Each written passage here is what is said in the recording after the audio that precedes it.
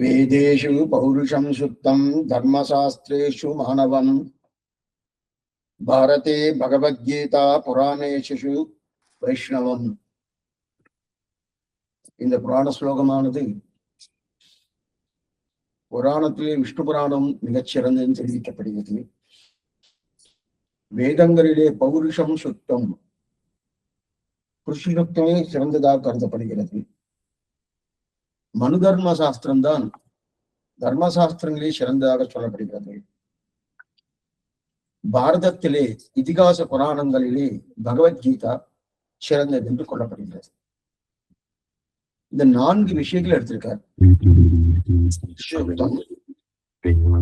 தர்மசாஸ்திரம், பகவத்கீதா, ஸ்ரீ விஷ்ணு புராணம், இது 4 எடுத்திருக்காங்க இல்லையா? அதுல 4ல புருஷ சுத்தம் வேதங்களிலே மிகச் சிறந்தது எடுத்திருக்கிறார். ஏன் இந்த 4 எடுக்கணும்? வேதத்துக்கு சமானமா தர்மசாஸ்திரம் சொல்ல முடியுமா? வேதத்துக்கு சமானமா பகவத்கீதையை சொல்ல முடியுமா? வேதத்துக்கு சமானமா விஷ்ணு புராணத்தை சொல்ல முடியுமான்னா, இந்த வேதத்தில் உள்ள அர்த்தங்களை தெரிவிக்க வேண்டும் என்றால் இதிகாசங்கள் என்ன, புராணங்கள் என்ன, அங்கங்கள் என்ன, உபாங்கங்கள் என்ன, இதன் துணை கொண்டுதான் நம்ம சாஸ்திரத்தின் அர்த்தத்தை நிர்ணயிக்க முடியும். ஒரு சாஸ்திரத்தை அர்த்தத்தை நிர்ணயிக்கணும்னா நேரே அந்த சாஸ்திர வாக்கியத்தை மட்டும் வைத்துக் கொண்டு அர்த்தம் நிர்ணயிக்க முடியாது. புரியத்துக்காக சொல்றேன். இப்ப ஆழ்வாருடைய திவ்ய பிரபந்தங்கள் இருக்கு. அந்த திவ்ய பிரபந்தனுடைய அர்த்தத்தை நிர்ணயிக்கணும்னா அதற்கு இன்னொரு வேற ஏதாவது பிரபந்தம் வேணுமோ அப்படின்னா கிடையாது. அது தனக்கு தானே சுயமாக அவருடைய அர்த்தத்தை நிர்ணயிக்கும். ஆனா சாஸ்திரம் தனக்கு தானே சுயமாக அர்த்தத்தை நிர்ணயிக்கக்கூடிய ஒரு சக்தி என்பது சாஸ்திரத்துக்கு பூர்ணமா கிடையாது. அது இதிகாசங்கள் என்ன, புராணங்கள் என்ன, அதே போல இருக்கக்கூடிய மனுதர்ம சாஸ்திரங்கள் என்ன, இதெல்லாம் எதிர்பார்க்கிறது. அதனால்தான் 4 விஷயத்தை, முதல் விஷயம் புருஷ சுத்தம், அதற்கு சப்போர்ட் பண்றதுக்காக 3 விஷயங்கள் எடுத்தார். பகவத்கீதா, தர்மசாஸ்திரம், அதுக்கப்புறம் புராணத்துல இருக்கக்கூடிய ஸ்ரீ விஷ்ணு புராணம் அப்படி எடுத்திருக்கார். நாம கடந்த காலக்ஷேபத்துல புருஷ சுத்தத்திலே ஆச்சரியமான 4வது மந்திரத்தை அனுபவிக்க பெற்றோம். திபாத் ஊர்த்த உதை புருஷகா பாதோஸ்யேகாத் பவாத் புனரா ததோ விஸ்வம் யக்ராமது சாசனான் அசனே அபி அப்படி இதை அனுபவிக்க பெற்றோம். இதுல சிருஷ்டிப்பதற்குண்டான நிலை என்னன்றது ஒரு கோடிட்டு காமிக்கிறார். அந்த சிருஷ்டிப்பதுன்னா வாசுதேவ சங்கர்ஷ்ண பிரத்யும்ன அனிருத்தர்கள். இதை நம்ம கடந்த காலத்துல பார்த்தோம். சுருக்கமா சொல்றேன். பகவான் பரவாசுதேவன் சிவைகுண்டநாதன். அந்த சிவைகுண்டநாதனை வியூக வாசுதேவனாக வருகிறார். அப்பன்னா திருப்பார்கடல். அந்த திருப்பார்கடல் தன்னையே 3ஆக மாற்றிக் கொள்வார். பிரத்யும்ன அனிருத்த சங்கர்ஷன். அந்த 3 நிலையை மாற்றிண்டு அந்த 3 பேர் தான் பிரதானமாக சிருஷ்டி என்ன, சம்ஹாரம் என்ன, அதே போல ரட்சிப்பது என்ன, இந்த 3 காரியத்தை பண்றான்னு கடந்த காலத்தை பார்த்தோம்.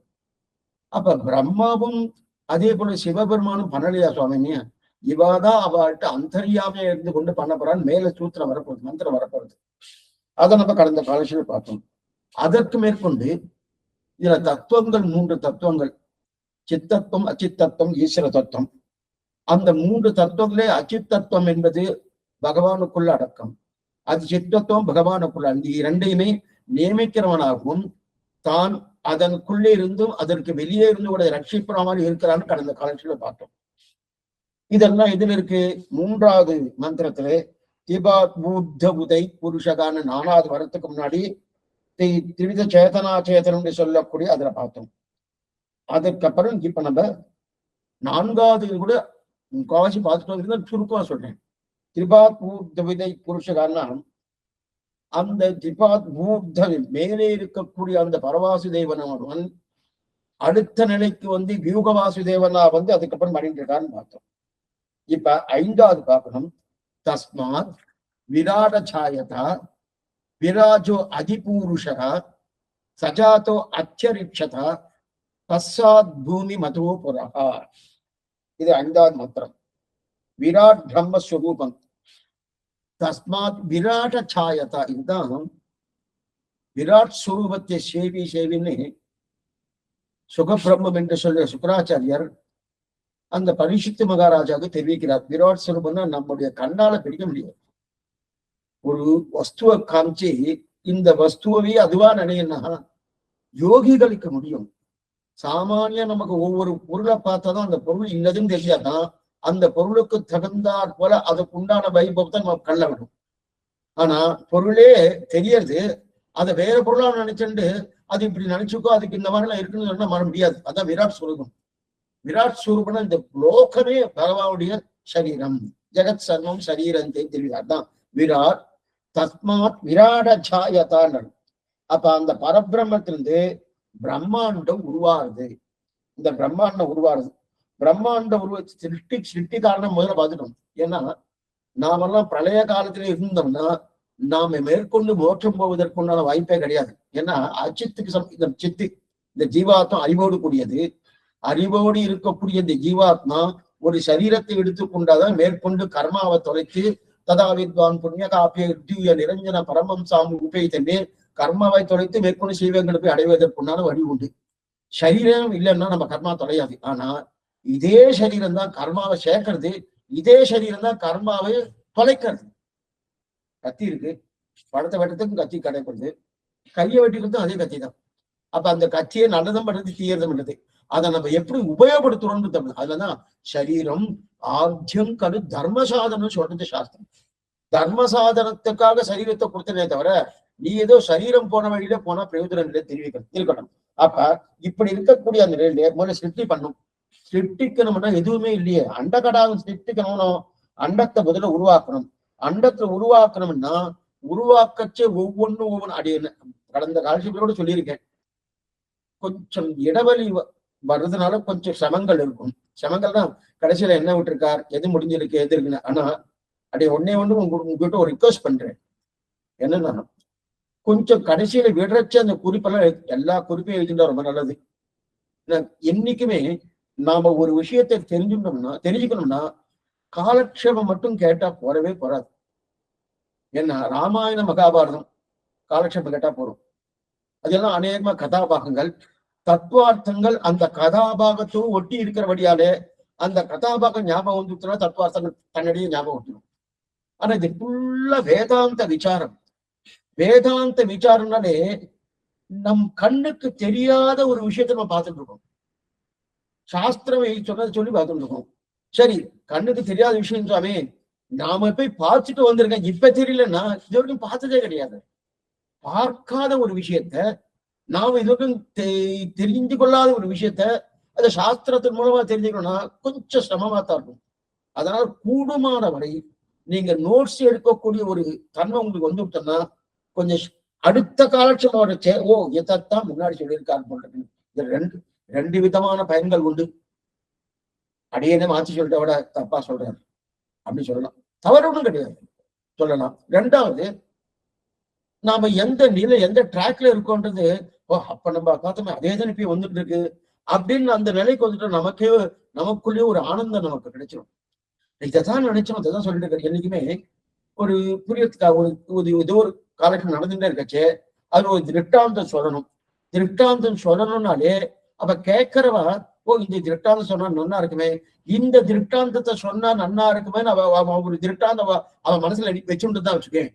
அதே திருட்டாந்த காலக்ஷேப அதிகாரி சொல்றான்னா அந்த காலக்ஷேபம் கேட்கக்கூடிய அந்த சுவாமி இருக்காரு அவரை படக்கூடிய இன்பத்துக்கு அளவே கிடையாது. ஓ நான் என்ன நினைச்சேன்னு அதே சொல்றாரு, அப்ப எனக்கே தெரியாது போட்டுருக்கேன். அதைத்தான் அந்த நோட்ஸ் எடுக்கிறேன்றது. அந்த நோட்ஸ் எடுத்துட்டோம்னா ரெண்டு, முதல்ல நீங்க காலக்ஷேபம் பண்றதுக்கு அது யூஸ்ஃபுல் ஆகும், பண்றதுல அது வேற விஷயம். ஆனா பின்னாடி நமக்கு பின்னாடி வரவாளுக்கு அது யூஸ்ஃபுல்லா இருக்கும். நமக்கே என்னென்ன சந்தேகங்கள் இருக்கோ அப்படியே அந்த ரெஃபர் பண்ணோம்னா அது யூஸ்ஃபுல்லா இருக்கும். அப்ப அவரை கேட்க வேண்டாம் இதுக்கு சொல்றதுனா. அதனால இது கொஞ்சம் நடுவு இடைவெளி இருக்கிறதா கொஞ்சம் சமங்கள் இருக்கு. இப்ப இதுதான். அப்ப இதுல முதல்ல சிருஷ்டிக்கணும்னாலே முதல்ல அண்டகடாக்களை சிருஷ்டிக்கணும். இடம் வேணும். அண்டகடாவை சிருஷ்டிக்கணும். சிருஷ்டிக்கணும்னாலே சமஷ்டி சிருஷ்டி வஷ்டி சிருஷ்டின்னு ரெண்டு உண்டு. சிருஷ்டினாலே நம்ம பிரம்மாவை தான் பார்க்கணும் கிடையாது. பிரம்மாவுக்கு முன்னாடி நிறைய சிருஷ்டி இருக்கு. பிரம்மா பண்ணக்கூடிய சிருஷ்டி சுமார் தான். அதற்கு முன்னாடி சமஷ்டி சிருஷ்டி இருக்கணும். அதற்கு என்ன சமஷ்டி 21 தத்துவங்கள் வரணும். என்னென்ன மூல பிரகிருதி அது மாற ஆரம்பிச்சு அது மகானாகி மகான் அகங்காரமாகி அகங்காரம் மூணா பிறக்கிறது. சாத்விக அகங்காரம், தாமச அகங்காரம், அதே போல ராஜச அகங்காரம், அந்த மாதிரி மூணா பிறந்து அதிலிருந்து 21 தத்துவங்கள் வருது. மொத்தம் 24 தத்துவங்கள் அரைச்சி தத்துவங்கள். மூல பிரகிருதி, மகான், அகங்காரம், அகங்காரத்திலிருந்து சாத்விக அகங்காரம், ராஜச அகங்காரம், தாமச அகங்காரம், அதிலிருந்து 21 தத்துவங்கள். 21 தத்துவங்கள் தான் நம்மாழ்வார் தெரிவிக்கிறார். பொங்கைம்புலனும் பொறியைந்தும் கருமேந்திரியும் ஐம்பூதம் எங்கு பிரகிருதி மானாங்கார மனங்கள்னு 21 தத்துவங்கள். என்ன தத்துவங்கள் சுமார சொல்லினேன். பஞ்சபூதங்கள், பஞ்ச தன்மாத்திரைகள், கர்மேந்திரியங்கள் 5, ஞானேந்திரியங்கள் 5, 20 பஞ்சபூதங்கள் பிருத்திவி தேஜஸ் வாயு ஆகாசம். பஞ்ச தன்மாத்திரைகள் அதாவது இந்த பிரகிருதியிலிருந்து மாறத்துக்கு முன்னாடி இருக்கக்கூடிய நடுவான நிலை, அது பஞ்ச தன்மாத்திரைகள் பேரு. அதுக்கப்புறம் கர்மேந்திரிகள், நம்முடைய சரீரத்துல கூட கர்ம இந்திரியங்கள் 5. அதுக்கு நம்முடைய சரீரத்தில் கூட ஞான இந்திரியங்கள் 5. மொத்தம் 20 தத்துவங்கள். பஞ்சபூதங்கள், பஞ்ச தன்மாத்திரைகள், கர்மே, இதெல்லாம் யாரு முதலில் இவர் சிருஷ்டிக்கிறார். அதுக்கப்புறம் தான் பிரம்மா பண்றது. எட்டு சிருஷ்டி சமஷ்டி சிருஷ்டின்னு 2 உண்டு இருக்கட்டும். இப்ப 20 இன்னொன்னு மனஸ்தத்துவம் 1. இது 21. இது ஆந்தரீகமான இந்திரியம். இந்த மனஸ்தத்துவம் நம்ம கண்ணால பார்க்க முடியாது. மற்ற கர்மேந்திரியங்கள் பார்க்கலாம், ஞானேந்திரியங்கள் பார்க்கலாம். ஆனா மனஸ்தத்துவம் பார்க்க முடியாது. இது ஒரு இந்திரியம். இது 21 இந்திரியங்கள், 21 தத்துவங்கள் ஆயிடுச்சு. அந்த 21 தத்துவங்கள் உருவாக்கணும். அப்ப 21 தத்துவங்கள் உருவாக்கணும். இதுதான் கண்ணன் சொல்லியிருக்கிறான். ஜீவாத்மாவுடைய தத்துவமே பராக் பிரகிருதி, அபராக் பிரகிருதி அப்படின்னா. ஏன்னா பராக் பிரகிருதினா அச்சித் தத்துவம் தெரிவித்தார். அபராக் பிரகிருதினா இதுல என்ன ஒண்ணு உயர்ந்தது ஒண்ணு தாழ்ந்தது, ரெண்டும் என்னுடைய சொத்துன்னு. அப்ப அச்சித்தம் பகவானுடைய சொத்து, சித்தம் பகவானுடைய சொத்து. ஞானம் இருக்கக்கூடிய தன்மையும் பகவானுடைய சொத்து. ஞானம் இருக்கிறது நாம ஜீவாத்மா. ஞானமற்றதாக இருக்கக்கூடிய அச்சித், கண்ணால பார்க்கக்கூடிய பொருட்கள் அத்தனையும் ஞானமே கிடையாது. அந்த ஞானமற்றதாக இருக்கக்கூடிய அச்சித் தத்துவம் பகவானுடைய சொத்து. இது எத்தனையும் சொத்து அப்படின்னா, ஆனா இதுல ஞானம் இருக்கக்கூடிய சொத்து தான் என்னுடையது, எனக்கு கிடைச்சதுன்னா ஆனந்தமா இருக்குன்னா. ஞானமற்றதாக அச்சித் சொத்து என்னுடைய சொத்துன்னு சொல்லியிருந்தா அது அடையறதுக்குன்னா ஏதாவது பிரயத்தனம் படுமானா ஒரு பிரயத்தனம் படாது. அது ஞானமே இல்லையே. அப்ப ஞானம் இருக்கக்கூடிய ஜீவாத்மா கிட்ட வந்துட்டுன்னா எனக்கு அபாரமான ஆனந்தம் இருக்க தெரிவிக்கிறாரியா. ஆக 24 தத்துவங்கள். 24 தத்துவங்கள் உற்பத்தி ஆகணுமோ. அந்த உற்பத்தி ஆன பிறகு 24 தத்துவம் வந்துருக்கு. அதுக்கப்புறம் பஞ்சீகரணம்னு ஒண்ணு இருக்கு. பஞ்சீகரணம்னா என்னன்னு சுமாரா சொல்லிடுறேன். இப்ப கடலை பார்க்கிறோம், சமுத்திரத்தை. அந்த தீர்த்தம், அந்த தண்ணி எப்படி இருக்கும்? தண்ணீருடைய நிறம் என்ன சுவாமி? அது ப்ளூவா இருக்கு, நீளமா இருக்குன்னா அது நீளமோட தன்மையான கிடையாது. அதுதான் பஞ்சீகரணம்னு பேர். அப்படின்னா என்னன்னா, பிருத்திவி அப்பு தேஜஸ் வாயு ஆகாசம். பிருத்திவினா பூமி, அப்புனா தண்ணீர், தேஜஸ்னா நெருப்பு, வாயுனா காத்து, ஆகாசம்னா இடைவெளி இருக்கக்கூடிய மேல் நிலை. இந்த 5 இருக்கு இல்லையா? இந்த 5ஐயும் என்ன பண்றா? பஞ்சீகரணம் பண்ற. கலக்கிறாருன்னா பஞ்சாமிர்தம் பண்றோம். ஒவ்வொரு பழத்தை வெட்டி அதுவும் திருமஞ்சன காலத்துல அப்பப்ப பஞ்சாமிர்தம் அந்த மாதிரி. ஆனா அந்த மாதிரி எடுத்துக்க முடியாது, சுமாரா அதை எடுத்துக்கலாம். எப்படின்னா, இந்த ஒவ்வொன்றையும் பாதியா வெட்டுறார். பிருத்திவி, அப்பு, தேஜஸ், வாயு, ஆகாசம். பிருத்திவி என்று சொல்லக்கூடிய இந்த மண், இந்த லோகம், இந்த லோகத்துல பாதியா வெட்டிடுறார். பாதியா வெட்டி அதை ஒரு பாதி அப்படி தனியா வச்சு விடுறார். இன்னொரு பாதி இருக்கணும். அந்த பாதி என்ன பண்றாருன்னா அதை 4 பாகமா வெட்டுறார். 4 பாகம் வெட்டி ஒவ்வொரு பாகம், அப்ப 4 பாகத்துல 4 பாகம் வச்சுனா ஒவ்வொரு 4 பாகம் வருதணும். அந்த 4 பாகத்துல ஒவ்வொரு பாகத்திலையும் ஒரு பாகத்தை அப்புல சேர்க்கிறார், ஒரு பாகத்துல நெருப்புல சேர்க்கிறார், ஒரு பாகத்தை ஆகாசத்துல சேர்க்கிறார். இந்த மாதிரி 4 பாகத்துல 4 சேர்க்கிறார். சேர்த்த உடனே என்ன, அப்ப அப்பு என்ற பொருள் சொல்லக்கூடிய தண்ணீரையும் பிருத்திவியுடைய வாசனை, பிருத்திவி என்று சொல்லக்கூடிய மண், இந்த மண்ணுடைய தன்மை தண்ணீரிலும் இருக்கும். இதுக்குதான் பஞ்சீகரணம். இந்த மாதிரி ஒவ்வொன்றையும் சேர்க்கிறார். அதே போல வாயு, அதே போல ஆகாசம், எல்லாத்தையுமே எல்லாத்தையுமே பாதியா வெட்டிட்டு ஒரு பாதி அப்படியே வைத்துக் கொண்டு மிச்சம் பாதி இருக்கக்கூட அந்த பாதியை நான்காக வெட்டி அது மிச்சம் இருக்கக்கூடிய 4 நிலையில இருக்கு இல்லையா, பஞ்சபூதங்கள் என்று சொன்னது 4 பூதங்கள் இருக்கணும். அந்த 4 பூதங்களை சேர்க்கத்தான் பஞ்சீகரணம்னு பேரு. 5ஐயும் கலக்கிறார். 5ஐயும் கலக்கிறபடியால் தான் இது ஒரு நாளைக்கு அழிஞ்சு போகுது. என்னைக்குமே அதாவது அப்படி எப்படி இருந்ததுன்னா அழியவே அழியாது. அதாவது மாறுறபடி. இப்ப தண்ணீர் எல்லாம் எதுக்கு, தண்ணி கொஞ்ச நாள் ஆனா கொஞ்ச நாள் ஆயிடுச்சுன்னா அது ஒரு மாதிரி ஸ்மெல் வந்துடுது. எதனால? அந்த மற்றதெல்லாம் கலக்குறது. எந்த நிலையா இருந்தாலும் கலந்து போறது. அதேனால்தான் இந்த பிருத்திவி அப்பு தேஜஸ் வாயு ஒரு காலம் அது எத்தனையோ வருஷங்கள், கோடி கணக்கான வருஷங்கள் கலந்து போடுது. இது பஞ்சீகரணம் பண்றாரு. மொத்தத்தையும் அந்த பஞ்சீகரணம் பண்ணி முடிச்சிடுறாரு. பஞ்சீகரணம் முடிச்ச உடனே இதெல்லாம் பண்ணணுமோ. அதுக்கப்புறம் தான் பிரம்மம் இதெல்லாம் பண்ணிட்டு அடுத்த தத்துவத்தோடு அதை சேர்த்து மொத்தமா என்ன பண்றாரு, ஒரு களிமண் உருண்டைய பண்ற மாதிரி ஏற்பாடு பண்றார் பிரம்மம். இந்த பிரம்மமான ஸ்ரீமாராயணன் பண்றாரு. அப்பதான் சரீரத்தையும் உருவாக்குறாரு. சரீரம் இந்த பஞ்சபூதங்கள் ஆக்கப்பட்டது. அதனாலதான் இதுல தேய்ச்சா கூட மண்ணு வந்துட்டே இருக்கும். இதுக்குள்ள தண்ணி இருக்கு, அக்னி இருக்கா சுவாமி? அக்னி நிறையவே இருக்கு. அக்னினா நெருப்பு. நெருப்பு இருக்கிறபடியா தான் நமக்கு ஜீரணமா இருக்கு. உள்ளுக்குள்ள நெருப்பு இல்லைன்னா ஜீரணமா ஆகாது. என்னென்னவோ சாப்பிடுறவனோ அத்தனை சாப்பிட்டாலும் ஜீரணம் ஆவதற்கான நெருப்பு இருக்கிறபடியால அதனால இது அத்தனை உண்டு. அப்படி இருக்கச்சு இதெல்லாம் உருவாக்குது. அப்ப சரீரத்தை உருவாக்குறது, உருண்டே இருக்கிற ஒரு தத்துவத்தை உருவாக்குறது. அதைத்தான் என்ன சொல்றது இந்த மந்திரம் சொல்றது. தஸ்மாத் விராட சாயதா விராஜோ அதிபூருஷகா சஜாதோ அத்தியரிச்சதா பஸ்ஸா பூமி மதோ புரகா. அப்ப பிரம்மத்திலிருந்து பிரம்மா உண்டானான் அப்படின்னா பிரம்மாண்டத்திலிருந்து பிரம்மா உண்டானான். பிரம்மத்திலிருந்து சொல்லலாம். ஏன்னா பிரம்மம்ன்றதான் பிரம்மாண்டம். பிரம்மாண்டத்திலிருந்து பிரம்மா உருவானா. பிரம்மான்னு சொன்னா அந்த பாருங்க, பிரம்மா வேறு பிரம்மம் வேறு. ரெண்டையும் நம்ம கன்ஃபியூஸ் பண்ணிக்க கூடாது. பிரம்மம் என்பது ஸ்ரீமன் நாராயணன். அவர்தான் முழுமுதற் கடவுள். அவர்தான் எப்பொழுதும் இருக்கக்கூடியவர். அவர் ஜீவாத்மா கிடையாது, பரமாத்மா. பிரம்மா ஜீவாத்மா கோஷ்டி. எப்படின்னா அதாவது பிரம்மா தொடங்கி பிபீலிகா பரியந்தம் சொல்லுவார். பிரம்மா அவர்தான் பிரதானம். பிபீலிகால எறும்புல இருந்து பிரம்மாத்தோட பிரம்மா தொடங்கி எறும்பு பரியந்தம் எல்லாமே ஜீவாத்மா கோஷ்டி தான். அப்ப மகாலட்சுமி தாய் அவரும் ஜீவாத்மா தான். சிவபெருமான் அவரும் ஜீவாத்மா தான். எல்லா தேவதைகளும் ஜீவாத்மா தான். பகவான் மட்டும்தான் பரமாத்மா. ஏகோகவை நாராயண ஆசைத்து அதான் காரணம் தேயகா சாஸ்திரம் சொல்லப்படுது. மேல வரப்படுது எல்லாமே. இந்த விஷயங்களும் மேல வரப்படுது.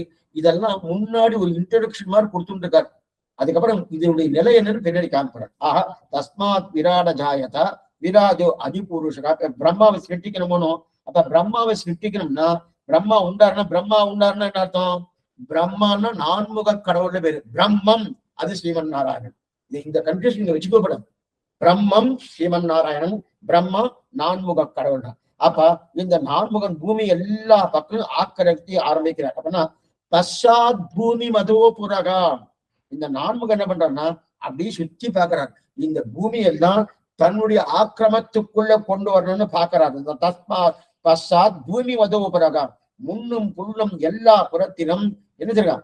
ஆக்கிரமிக்க தொடங்குகிறார். இதுதான் பெரியாழ்வார் தெரிவிக்கிறார். அண்ட குலத்துக்கு அதிபதியாகி அண்டாதி பதையே நமகா அசுர சத்ரவே நமகான்னு அங்க பாசத்துல.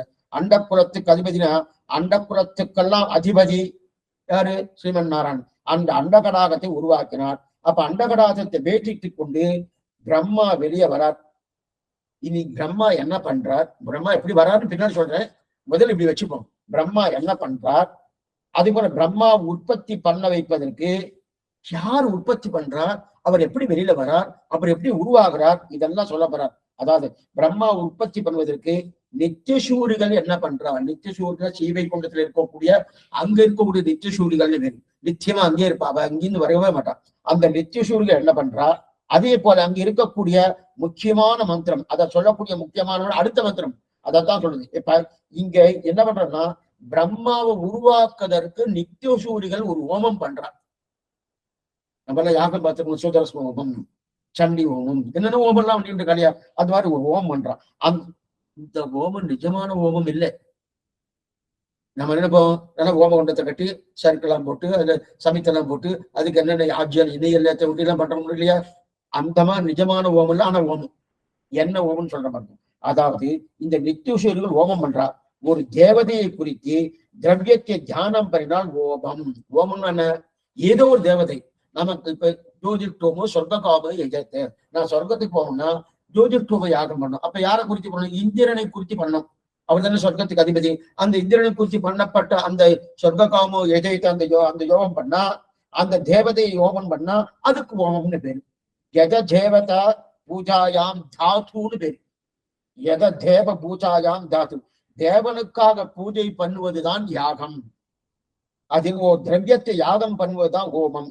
இப்ப இந்த இடத்துல பிரம்மா இருக்காரணும், அந்த பிரம்மாவையே அபிஷாக கொடுக்கிறார்.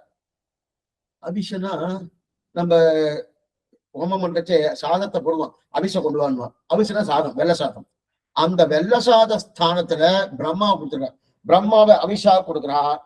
யாகத்தை பண்ணிட்டு இருக்கச்சே அந்த ஓம குளத்துல நெய் குத்துறாலும் அந்த நெய் குத்தணும், தயிர் குத்தணும், பால் குத்தணும், இதெல்லாம் குத்தணும்னோ அதுக்கு மேல அங்க இருக்கக்கூடிய புரோடாசம் கொடுக்கணுமோ இதெல்லாம் கொடுக்க போற. இதெல்லாம் எப்படி கொடுக்குறாருன்னா, அந்த யாக குண்டத்துல கொடுக்க போது அந்த புரோடாசம்னா அரிசி இருக்கணும், அரிசி மாவு. அந்த அரிசி மாவுல பண்ணப்பட்ட ஒரு அடை, அந்த அடைதான் புரோடாசனம். அந்த புரோடாசத்தை தான் அபிஷாக கொடுக்கிறாரு. இதெல்லாம் எடுத்து என்ன ஓமத்தை கொடுக்குறோம்னோ அதே போல நித்தியசூரிகள் ஒரு ஓமம் பண்றா. நாம இங்க ஓமம் பண்றோம்னா அரிசியால பண்ணப்பட்ட அடையோ, அதே சில பேர் வடை கொடுப்பா, சில பேர் அப்பம் போடுவா, சில பேர் சாதம் என்று சொல்லக்கூடிய அபிஷம் போடுவா, ஓமத்தை அது மாதிரி நெய் விடுவா, அதுக்கப்புறம் பால் தயிர் இதெல்லாம் விடுறாலும். அதே போல இங்க நித்தியசூரிகள் ஸ்ரீவைகுண்டத்துல இருக்கக்கூடிய நித்தியசூரிகள் அவ ஒரு ஹோமம் பண்றா. என்ன ஹோமம் பண்றான்னா, அந்த ஹோமத்துல சிருஷ்டி யாகம்னு பேரு. அந்த சிருஷ்டினா சிருஷ்டி யஜ்ஞம், அதாவது படைப்பதற்காக யாகம், படைப்பதற்காக யாகம். அந்த யாகம் மேற்கொண்டு ஜெகத் சிருஷ்டி பண்ணணுமோனோ, இந்த இன்னும் ஜெகத்தை உருவாக்கல, ஜெகத்தை உருவாக்கணுமோனோ அந்த ஜெகத்தை உருவாக்குவது ஏற்படுறதுக்காக நான்முகனை என்று சொல்லக்கூடிய பிரம்மாவை அபிஷாக சாஸ்திரம் அபிஷேகத்துக்கு பசுநாய பேத, பசு வைத்து கொண்டு ஓமம் பண்ணுன்னு சொல்லியிருக்கு. பசுன்னு அந்த இடத்துல நம்ம பால் கொடுக்குற பசுன்னு அர்த்தம் 4 கால் பிராணின்னு அர்த்தம். பசு என்ற சப்தத்துக்கு சம்ஸ்கிருதத்தை 4 கால் பிராணி, பசுனா பசுமாடுன்னு அர்த்தம் உண்டு. ஆனா பசு என்ற சப்தத்தை இந்த இடத்துல 4 கால் பிராணின்னு அர்த்தம். அந்த ஒரு சொன்ன 4 கால் பிராணி அர்த்தமே. அப்புறம் நான் புளிய கொண்டு அபிஷா கொடுக்கலாமான்னா, அபிஷா இவர் போயிடுவார், அந்த புளிய நின்று இருக்கும், இவர் தான் போயிடுவார். இது சொல்லணும், இருக்கட்டும். அப்படி இருக்க செய்து அப்ப பசுநாய பேதன்னு அந்த நான்முகனையே பசுவாக வைத்து ஓமம் பண்றோம். இது எதுவுமே நிஜம் கிடையாது. தானே பாருங்க, எதுவுமே நிஜம் இல்லை, எல்லாமே தியானம். இதுக்கு பேர் என்னன்னா திருஷ்டி விதின்னு பேர். அப்படி சில பேர் அப்படி பண்ணிட்டு தியானம் பண்ணிட்டு அப்படியே பண்ணிட்டு அதுதான் திருஷ்டி விதி. அந்த திருஷ்டி விதின்னு பேர். அந்த திருஷ்டி விதி தான் இருக்கிறேன். அப்ப லோகத்துல திருஷ்டி விதி என்பது ரொம்ப முக்கியம். ஆனா அது எப்படின்னா நேருக்கு நேர் நடக்கவே நடக்காது. இது நேர்கொண்டு நேர் நடக்கும்னா அது நடக்கவே நடக்காது. ஆனா அது நடக்கிறா போல ஒரு நினைவு வருதுன்னு, அந்த நினைவு செய்யறவனும் அந்த நினைவு செய்தவன் தான் திருஷ்டி விதின்னு பேர். இதுக்கு ஒரு எக்ஸாம்பிள் சொல்லுங்க சுவாமி, கொஞ்சம் பிடிச்சுக்கலாம். ஒண்ணும் இல்லை, ரொம்ப சொல்லணும். திருப்பாவை ஆண்டாள் பண்ணியிருக்காரு 30 வாசனம். அதுல 29 பாட்டு ஆண்டாள் என்னவா இருக்கா? தான் ஒரு கோப கன்னிகையா இருக்கா. அதுல தான் சிவில்புத்திரம் இருக்க மாதிரி இல்லை. தான் இங்க இருக்கா, அங்க இருக்கக்கூடிய வடமதுரையில் அங்கிருந்து கோகுலம் இருக்கணும், அந்த கோகுலத்துல இருக்கிற மாதிரியும் அங்க இருக்கக்கூடிய 5 லட்சம் கோடி பெண்கள், அப்படின்னா அதுதான் கோபகுமாரர்கள், அந்த கோபகுமாரிட்ட இருக்கிற மாதிரியும் இவனும் கோபி போல இவன் இவ பிராமண பெண் இடைச்சியாகும். இந்த மாதிரி இருந்து கொண்டு அந்த மார்கள் நோன்பை 30 நாளும் நோட்கின்ற கட்சி. இது நிஜமே கிடையாது. இவள் இருக்கிறது சிவரும்பு, இங்க ஸ்ரீவில்லிபுத்திரதான் இருந்துட்டு இருக்கா. ஆனா 2வது கண்ணனோடு நேரா பேசுற மாதிரி பாட்டுகள் தான் இருக்கு. கண்ணனே கிடையாது. கண்ணன் துவாபரயுகத்திலே கிளம்பி போயாச்சு. கண்ணன் அப்ப இல்லவே இல்லை. இருந்தாலும் அந்த மாதிரி நடிச்சுட்டு பண்ணிட்டு இருக்கானோ. இதுக்கு இன்னொரு பேர் என்ன தெரியுமா? அனுக்காரன்னு பேர். பிரகலாதம் பண்ணியிருக்கான் அனுக்காரன். இங்க கிரத்தயுகத்திலே நரசிம்மாவதாரம் பிரகலாதம் பண்ணியிருக்கான். நான் தான் சிருஷ்டித்தேன், நான் தான் சம்ஹாரம் பண்ணேன், நான் தான் ரட்சித்தேன், நான் எல்லாமே நான் பண்ணேன். என்ன சுவாமி எப்ப இவர் நரசிம்மர் ஆனாருன்னா நரசிம்ம பாவம் வந்து இதுதான் அனுகாரன்னு பேர். அதே போல நம்மாழ்வாரும் பண்றாரு. கடல் ஞானம் செய்தேனும் யானை என்னும் கடல் ஞானம் ஆவேனும் யானை என்னும் கடல் ஞானம் கொண்டேனும் யானை என்னும் அஞ்சாபத்திர திருவிகள். அப்படி இதுக்கு அணுக்காரன்னு பேர். அந்த அணுக்காரம்னு சொல்றா திருட்டு விஜய். இப்ப ஆண்டாள் பண்ணதெல்லாம் உண்மையானா அந்த மாதிரிலாம் ஒண்ணும் கிடையாது. கடைசி பாட்டை தெரிவிக்கிறாருன்னா பைந்தவர தந்தரியில் பட்டர்பிரான் கோதை சொன்ன தங்க தமிழ்மாடு. இப்ப பட்டர்பிரான் கோதைன்னு அங்க சொல்லிட்டாருனோ, எப்ப பட்டர்பிரான் கோதைன்னு சொல்லியாச்சுனோ, அப்ப பட்டர்பிரான் கோதை இங்க இல்லையே சுவாமி, இடைச்சி பாவத்தை பேசிருக்கே சுவாமி, அங்க இடைச்சி பாவத்தில் உண்டான்னா அந்த 29 பாசுரம் அந்த பாவத்துக்கு போயிட்டு அதுக்குதான் திருஷ்டி விதி அல்லது அணுக்காரன்னு சொல்லுவா. அப்படின்னு தெரிவிக்க இல்லையா? அப்ப ஒன்றை எடுத்து ஆவிதி கொடுக்குறோமோனோ, அந்த ஆவிதி கொடுக்குறோமோனோ, அந்த ஆவிடி கொடுக்கறச்சே அந்த யாகத்துல நெய் எண்ணெய், பால் எண்ணெய், தயிர் எண்ணெய் இதெல்லாம் கொண்டு சேர்க்கணும். சேர்க்கறச்சே அந்த மாதிரி யாகம் பண்ணணும்னா இந்த யாகத்தை பண்ணுவர்கள் யாருன்னா நித்தியசூரிகள். யாகம் பண்ணுவதற்கு அவிஷன சாதம் போடணுமோனா அவிஷுக்கு பதில் பிரம்மா. பிரம்மாவையே அந்த யாகத்தை போட்டுடுறான். அப்ப அபிஷாக பிரம்மாவாகும். அதுக்கு நெய், பால், தயிர்லாம் தேவை இல்லையா? சமித்தி தேவையணும். இதெல்லாம் என்ன சுவாமின்னா இதெல்லாம் நிஜமே கிடையாது. எதுவுமே நிஜம் இல்லை. எல்லாமே திருஷ்டி விதின்னு பேரு. அப்பதான் என்ன அர்த்தம்னா நிஜ சமுத்தோ நிஜ நெய்யோ எதுவுமே இல்லை. ஆனா எல்லாம் வெவ்வேறு வெவ்வேறு எதையோ சொல்ல போறாரு. அப்ப நெய்யா ஒண்ணு, அதே போல சமித்தா ஒண்ணு, பால், தயிர், தேனி, இளநீர் இதெல்லாம் ஒண்ணு, அப்படி எதாவது சொல்ல போறாரு. ஆனா எதோ சொன்னாலும் எல்லாமே என்ன ஆகுதுன்னா எல்லாம் மானசீக அனுபவம். இப்ப ஆழ்வாவுடைய பாசுரங்கள் இருக்கணும். இந்த பாசுரங்கள் அநேகமா அது எல்லாமே மானசீக அனுபவம் தான். எல்லாமே ஆழ்வாருக்கு மனசால அந்த அனுபவம் கிடைக்கிறது. அந்த அனுபவத்தை அவன் என்ன பாடுறார். அது பாடினபடியால ஆழ்வாருடைய அனுபவிச்சான்னு கேட்பான். அதே போலதான் இதுவும் ஆண்டாளுடைய திருப்பாவையும் அதே போல இங்க மானசீக அதான் தியானம்னு பேர். அந்த தியானத்தால இதெல்லாம் பண்றா. இதெல்லாம் பண்ணிட்டு இருக்கணும். அப்ப நிஜமா சமித்தோ நெய்யோ கிடையாது. வெவ்வேறு எதையோ சொல்ல போறார். நாம ஒன்று தெரிஞ்சு கொண்டுணும்னா அந்த தெரிஞ்சு கொண்டு இப்ப பிரித்துக்கா சொல்றேன். ஒன்ன தெரிஞ்சுக்கணும், அது நமக்கு தெரியாது. அது தெரியாதுன்னா தெரிஞ்ச விஷயத்தை வைத்து கொண்டு தெரியாத விஷயத்த நம்ம நிரூபிக்கலாம். அது இருக்கு. இதுக்கு எங்க தெரியுமா இருக்கு? கல்யாணம் ஆயிடுச்சுன்னா இன்னைக்கு அது பண்றாலான்னு தெரியாது. சில இடத்துல பண்ணிட்டு இருக்கா. அம்மி விதித்து அருந்ததி பாக்குறதுன்னு உண்டு. நிறைய பேர் கேள்விப்பட்டு அம்மி விதித்து அருந்ததி அநேக மாதிரி கார்த்தால கல்யாணம் ஆயிடுச்சு வச்சுக்க. அப்ப எங்க சுவாமி அருந்ததி நட்சத்திரம். அந்த நட்சத்திரத்தை 2 பேரும் தப்பதியார் சேவிச்சா அவர் முன்னாடி சேமமா இருப்பான்னு புராணங்கள் சொல்றது. இவன் நட்சத்திரத்தை போய் சேவிக்கணும். அதெல்லாம் என்ன பண்ணுவான்னா அந்த இடத்துல கார்த்தால கல்யாணம் ஆயிடுச்சுன்னா நான் ராத்திரி அருந்ததி வரைக்கும் சாப்பிடப்படாது. ரொம்ப சமமா தான் இருக்கும். சாப்பிடப்படாது. அப்ப ராத்திரி ஆனா அருந்ததி காமிச்சுட்டு அதுக்கப்புறம் அருந்ததி எப்படி காமிக்கிறது? இப்ப பகல்ல காமிக்கிறா 2 அம்மி மிதிக்கிறா. அதுக்கப்புறம் அருந்ததி காமிக்கிறதுனா வெளியில ஐஷ்ணவர் வாத்தியார் சுவாமி தான் ஐஷ்ணவர் வருவார். 2 குழந்தைங்க ஐஷ்ணன் வந்து நேரா அங்க நட்சத்திரம் பாருங்க. அது என்ன நட்சத்திரம்னு தெரியாது. பகல்ல என்ன தெரியாது. அந்த பெரிய நட்சத்திரம் காமிப்பார். பெரிய நட்சத்திரமும் கிடையாது காமிப்பார். அது நட்சத்திரம் தானே. ஆமான்னு இந்த குழந்தைகள் 2 பேரும் சொல்லணும். ஆமான்னு சொன்னோம். அதுக்கு பக்கத்துல இன்னொரு நட்சத்திரம் இருக்கு பாருங்க. ஆமான்னு. அதே பக்கத்துல இன்னொன்னு இருக்கு பாருங்க. ஆமான்னு. அதுதான் அருந்ததியை சேவிச்சுக்கணும். எதுவுமே பகல்ல ராத்திரிலேயே சரியா தெரிய போறது இல்ல. பகல்ல தெரிய போறதா ஒண்ணுமே கிடையாது. எதுவும் சொல்ல இதுக்குதான் திருஷ்டி விதின்னு பேர். எதுவும் சொல்லணும்னா அந்த மாதிரி திருஷ்டி விதி. அப்ப ஒன்னை தெரிஞ்சுக்கணும்னா தெரியாத ஒன்றை தெரிஞ்சுக்கணும்னா தெரிஞ்ச ஒன்றை காண்பித்து, அதாவது இந்த பெரிய நட்சத்திரத்தை பாரு, அது பக்கத்துல இன்னொன்னு சின்ன தெரியறதும் தெரியாது. அது பக்கத்துல இன்னொன்னு சின்ன தெரியறதும் தெரியாது. அது பக்கத்துல இன்னும் ரொம்ப குட்டியா இருக்கு பாருமே தெரியாது. அதுதான் அருந்ததி அப்படின்ற பாருங்க. அதே போல தெரியாத ஒரு விஷயத்த தெரிந்த விஷயத்தோடு ஒப்பிட்டு பார்த்து அதன் மேல ஏற்றி பார்க்கிறாரோ அந்த ஏற்றி பார்க்கக்கூடிய ஒரு தன்மைக்கு தான் திருஷ்டி விதின்னு பேர். இதுக்கு திருஷ்டி விதின்னு இதெல்லாம் சில ஆகமத்திலே இது உண்டு. அப்படிப்பட்ட திருஷ்டி விதி. அந்த திருஷ்டி விதி தான் 5வது மந்திரத்துல தஸ்மாத் விராட ஜாயத விராஜோ அதிபூருஷக சஜாதோ அச்சரிச்சதா பசாத் பூமி மதோ புரகா அப்படின்னு தெரிவிக்கிறார். அப்படி இருக்கச்சது அப்ப இனிமே என்ன ஆகணும்? சிருஷ்டிக்காக நித்தியசூரிகள் பண்ண யக்னம். இந்த யக்னம் பண்ணி பிரம்மாவுக்குன்னு சம்ஸ்காரம் பண்ணி இனிமே என்ன பிரம்மா சிருஷ்டிக்கணுமோனோ, பிரம்மா சிருஷ்டிக்கணும்னா சிருஷ்டிப்பதற்குண்டான சக்தி கொடுக்கணுமோனோ, அதுக்குண்டான யோகத்தை வேணுமோனோ, அந்த யோகத்தை தான் கொடுக்குறா யாரு? நித்தியசூரிகள் கொடுக்குறா. அந்த நித்தியசூரிகள் கொடுக்கக்கூடிய மந்திரம் தான் 6வது மந்திரம். ஆச்சரியமான மந்திரம். 6ஆம் மந்திரம் திருக்கிறாங்க.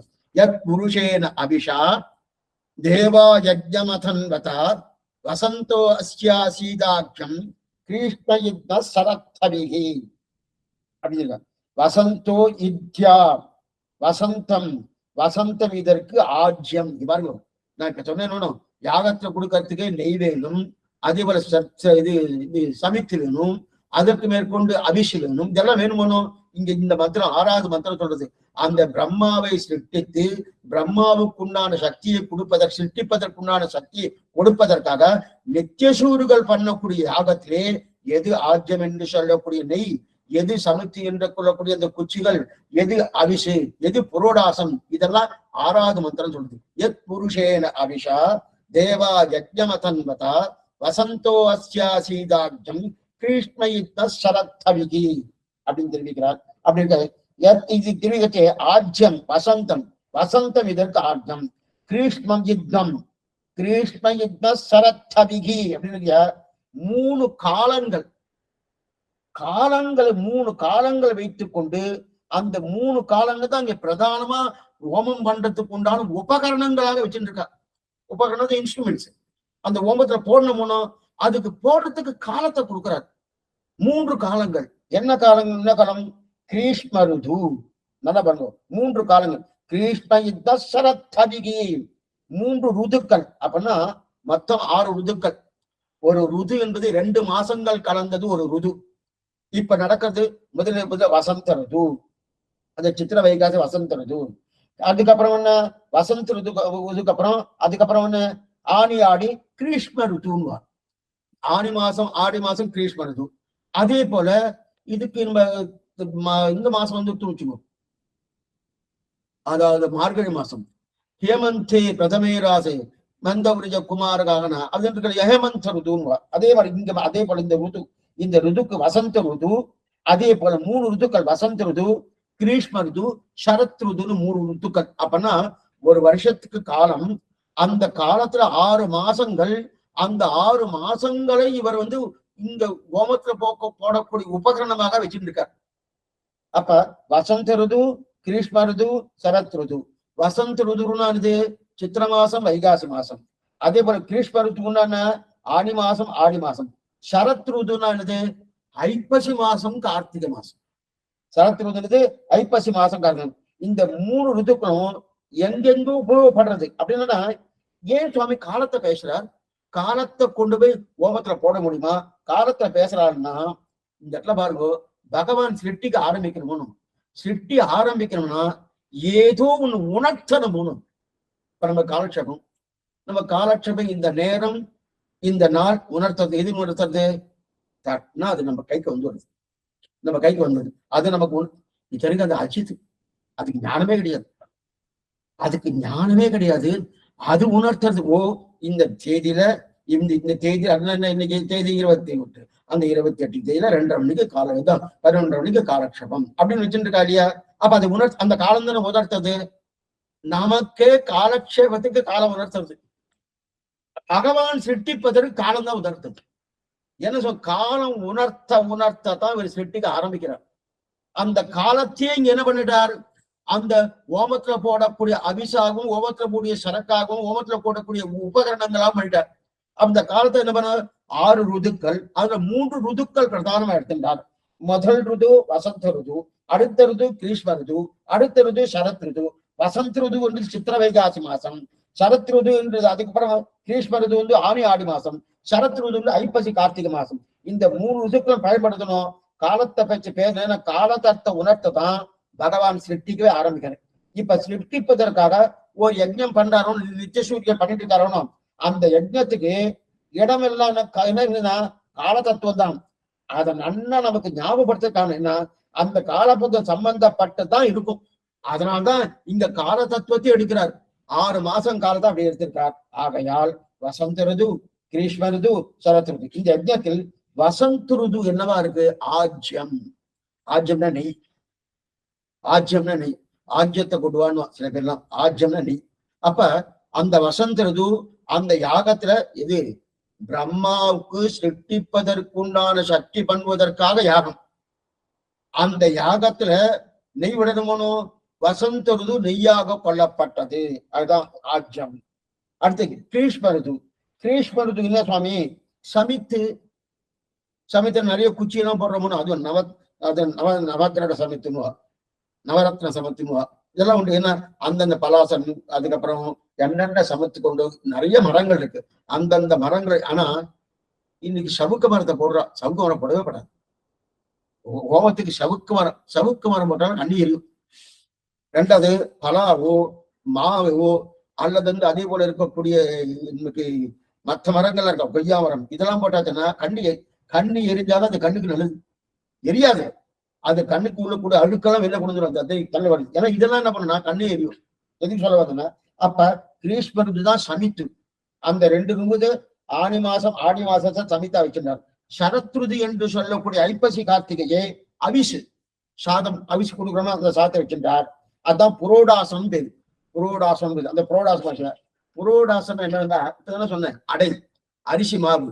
அந்த அரிசி மாவால செய்யப்பட்ட அடை, அரிசி மாவா செய்யப்பட்ட அடை இந்த அவிஷ கொடுக்கிறார்.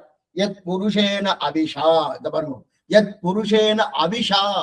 அபிஷானா இந்த புருஷன் என்று பிரம்மாவை குறிக்கிறது. எத் புருஷன், இந்த இடத்துல பாருங்க, எத் புருஷேன அபிஷா, இந்த புருஷன், இது புருஷ சொப்தம். புருஷ சொப்தம் ஸ்ரீமன் நாராயணத்தான் குறிக்கிறது நம்ம நிறைய வாட்டி பார்த்திருக்கோம். ஆனா இங்க எத் புருஷேன அபிஷான்ற சப்தம் பிரம்மா நான்முக கடவுளை குறிக்கிறதுனாரு. அப்ப புருஷனை அபிஷாக கொண்டு யாகம் பண்றா. புருஷனை அபிஷாகம், எந்த புருஷன்? இந்த புருஷன், இந்த புருஷன் என்ற சப்தம் ஸ்ரீமன் நாராயண குறிக்கல. அடைய அப்பவே சொல்லியிருக்கேன், புருஷ சப்தம் ஏன்னா நிறைய விசாரம் பண்ணி இந்த சப்தத்துல வரக்கூடிய புருஷ சப்தம் ஸ்ரீமன் நாராயண குறிக்கிறதா நம்ம முன்னாடியே நம்ம தீர்மானம் பண்றோம்னா, ஏற்கனவே சாஸ்திர வாக்கியத்தை கொண்டு அவ கொண்டதை வச்சு நம்ம தீர்மானம் பண்ணுவோம். இப்ப புருஷ சப்தம் இப்ப பிரம்மாவை குறிக்கிறதுனா, ஒருவேளை இந்த மந்திரங்கள் பூர்வா பிரம்மாவத்தா சொல்றதுன்னா அது அர்த்தம் இல்லை. ஏன்னா ஏற்கனவே பார்த்து பின்னாடி மறுபடியும் சொல்றேன் எப்படி கச்சது. அப்ப இந்த புருஷனை அபிஷாக கொண்டு யாகம் பண்றா. அப்ப நித்திய சூரிகள் தான் இந்த யாகத்தை பண்றா. புருஷன் என்ற சொல்றதுக்கு இங்க யாரை குறிக்கிறது? பிரம்மாவைத்தான் குறிக்கிறதுன்னு பார்த்தோம். ஆனா புருஷ சுக்தத்துல புருஷன் என்ற சொல்லும் பிரம்மாவை குறிக்கல, ஸ்ரீமன் நாராயண குறிக்கிறது பார்த்தோம். அப்ப பிரம்மத்திலிருந்து உருவாக்கப்பட்ட அந்த நான்முக கடவுள் தான் இங்க புருஷ சப்தத்தால குறிக்கிறது. அப்ப புருஷனான பிரம்மாவை அபிஷாக கொண்டு தேவர்கள், பாருங்க, எத் புருஷேன அபிஷா தேவா யஜ்ஞமதன் வதா. எத் புருஷேன, அப்படிப்பட்ட புருஷனாக இருக்கக்கூடிய பிரம்மாவை அபிஷாக, புரோடாசமாக அபிஷாக கொடுக்கிறோம். அதுக்கப்புறம் தேவா யஜ்ஞமதன் வதா, தேவர்கள் யஜ்ஞம் பண்ணினார்கள் இருக்கு. இத்தனை நாள் நித்திய சூரியன் சொன்னேன் சுவாமி. இப்ப தேவர்கள் யஜ்ஞம் பண்ணாரு, தேவர்கள் யஜ்ஞம் பண்ணா அப்ப நான் தேவர்கள்னா இந்திரன், குபேரன், வாயு, வருணன், அது இவா சந்திரன் இவாலாம் வந்து பண்ணாரன்னா, இன்னும் பிரம்மாவே உருவாகல, பிரம்மாவே ஒண்ணும் வரலையே. பிரம்மா வந்ததுக்கு அப்புறம் தான், அதுக்கப்புறம் தான் இந்திரனும், அதுக்கப்புறம் சந்திரன், மற்றதெல்லாம் அதுக்கப்புறம் தான், எதுவுமே கிடையாது. அப்ப பிரம்மா வரத்துக்கு முன்னாடி இந்திரனோ சந்திரனோ உண்டானா கிடையாது. அப்ப இருந்தா முன்பின் அது இடிக்கிறதுனும், அப்ப முன்பின்னும் முரண்பாடு ஏற்படும் இல்லையா? அப்ப இந்த தேவ சப்தத்துக்கு என்னன்னு பேரு? தேவா என்கிற சப்தத்துக்கு நித்தியசூரிகள் அர்த்தம், நித்தியசூரிகள் அர்த்தம். அப்ப புருஷேன அபிஷா தேவா யஜ்ஞமதன் வதா. நித்தியசூரிகள், நித்தியசூரிகள் யார் சுவாமி? அனந்தனுடைய விஸ்வக்ஷேனர்னு பேர். அனந்தன் என்ன, அடுத்த ஆதிசேஷன், கருடன் என்ன, நித்தியசூரிகள் இவாள்லாம் பேரு. அந்த விஸ்வக்ஷனர் தான் இதுல ரொம்ப பிரதானம். நித்தியசூரிகளுக்கு தலைவரியான விஸ்வக்ஷனர். வானவர் கோனடும் சிந்து பூமகிழம்னு திருவேங்கடம் என்று சொல்லக்கூடிய திருமண திருப்பதிக்கு ஆழ்வாடு பாசம். வானவர் கோன் தான் யாரு? விஸ்வக்ஷனர். அந்த விஸ்வக்ஷனர் யாருக்கு? இந்த நித்தியசூரிகளுக்கெல்லாம் தலைவர் விஸ்வக்ஷனர். அப்படிப்பட்ட அவர் ஜெகத் சிருஷ்டியை பண்ண வேண்டிய எல்லாவற்றையும் அவர் தான் மேற்கொண்டு செய்கிறார். அவர் கையில ஒரு பெரம்பு வச்சுருக்கார். அந்த பெரம்பை வைத்துக் கொண்டு எந்த கோயில நீங்க போனாலும் அநேகமா சிவன் கோயிலுன்னா பிள்ளையார் பூஜை பண்ணுவார், விக்னேஸ்வர ஆராதனை அப்படின்னு போடுவார். இதை பெருமாள் கோயில் வச்சுக்கேன், அங்க விஸ்வக்ஷேன ஆராதனை, அங்கு விஸ்வக்ஷேன ஆராதனை இருக்கா. இதுல பெரிய விசாரம். பிரசன்னவதனம் ஜாயே சர்வவிக்னோபசாந்தையே சுக்லாம்பரதரம் விஷ்ணம் சசிவர்ணம் சதுர்புஜம் பிரசன்னவதனம் ஜாய சர்வேக்னுபசாந்தையே. இது யாரை கொள்றது யாரை சொல்றது அது சமயம் கிடைக்கிறச்சு அதுக்கு என்ன அர்த்தம்ன்றது நான் பின்னாடி சொல்றேன். இதுக்கு சொல்ல வந்தேன்னா அதுல விக்ஷனை தான் பிரதானமா குறிக்கிறது. அந்த விக்ஷன் தான் உற்சவம் தான் முதல்ல தொடக்கம். அத ஸ்ரீரங்கத்துல என்ன இதுவா விக்ஷனை அப்படின்னா என்ன தெரியுமா இதுவாள்னா நகர சோதரின்னு இதுவா. நீங்க பஞ்சாங்கத்துல பார்க்கலாம் விக்ஷன் ஏன்னா நாளைக்கு உற்சவம் ஆரம்பிக்கப்படுதுன்னா இன்னைக்கு நகர சோதனைன்னா அவர் போய் எல்லாத்தையும் பாதிப்பு வர பிரைம் மினிஸ்டர் வராருன்னா வரதுக்கு முன்னாடியே எல்லாம் பைலட்ல போய் பார்த்துட்டு வரணும். அதே போல நகர சோதனை வரும். அப்ப விக்ஷன் ஸ்ரீரங்கத்துல ரொம்ப முக்கியமானது. ஏன்னா பிரியத்துக்காக சொன்னேன் ஒரு விஷயம் சொல்லி, ஏன்னா இவர் தான் சிருஷ்டியே பண்ண போறார். அப்ப இவரை கொண்டுதான் பிரம்மாவை உருவாக போறது. அத்தனை வைபவம் விக்ஷனர் கொண்டு. ஏன்னா நித்திய சூழல்கள் அவ்வளவு வைபவம் உண்டானா நித்திய சூழலுக்கு எல்லா பகவானுக்கு சமானமான வைபவங்கள் உண்டு. நல்லா பாருங்க பகவான் ஏன் நமக்கே அங்க போனா கூட பகவானுக்கு சமானமா இல்லாம கிட்டத்தட்ட அவருக்கு இல்லையில நமக்கு சில குணங்கள் நமக்கே அவரை போல சிலதெல்லாம் வந்துடும். சிலதெல்லாம் எல்லாமே வராது, சிலதெல்லாம் நமக்கு வருது. எப்படின்னு பின்னாடி சொல்றேன். அப்படி இருக்க செய்து இந்த விக்ஷேன சன்னதின்றது ரொம்ப முக்கியம். ஏன்னா ஸ்ரீரங்கத்துல முதல் பிரகாரம் தர்மபர்மா திருச்சுட்டு அங்க போக முடியாது. முதல் மூலஸ்தானம் இருக்கணும். தர்மபர்மா திருச்சுட்டுன்னு இருக்கு. அதை தாண்டினே அடுத்த திருச்சுற்று அடுத்தது ஒரு பிரதட்சணம் வரணுமோ அந்த பிரதட்சணம் தான் விபீஷணர் விக்ஷனர் அனுமான் 3 பேரும் ஒரே சன்னதியில் இருக்கா. விபீஷணன் விஷ்டக்ஷனர் அனுமான் ஒரே சன்னதியில் இருக்கா. ஸ்ரீரங்க விமானத்தை சேவிக்கிறோமோ பிரணவாக்கார விமானம்னு பேரு. அந்த பிரணவாக்கார விமானத்தை சேவிச்ச பிரதட்சணம் வரைச்சு அந்த 3 பேரும் ஒரே சன்னதியில் இருக்கா. இந்த 3 பேரும் அங்க இருப்பதுதான் ஆச்சரியம். என்னன்னா விபீஷணனும் அனுமானம் நாங்க எங்கேயும் போக மாட்டோம், இங்கேயே இருக்கிறோம், இங்கேயே இருக்கணும், அவ அங்கேயே இருந்து பஞ்சாயத்து பண்ணிட்டு இருக்கா.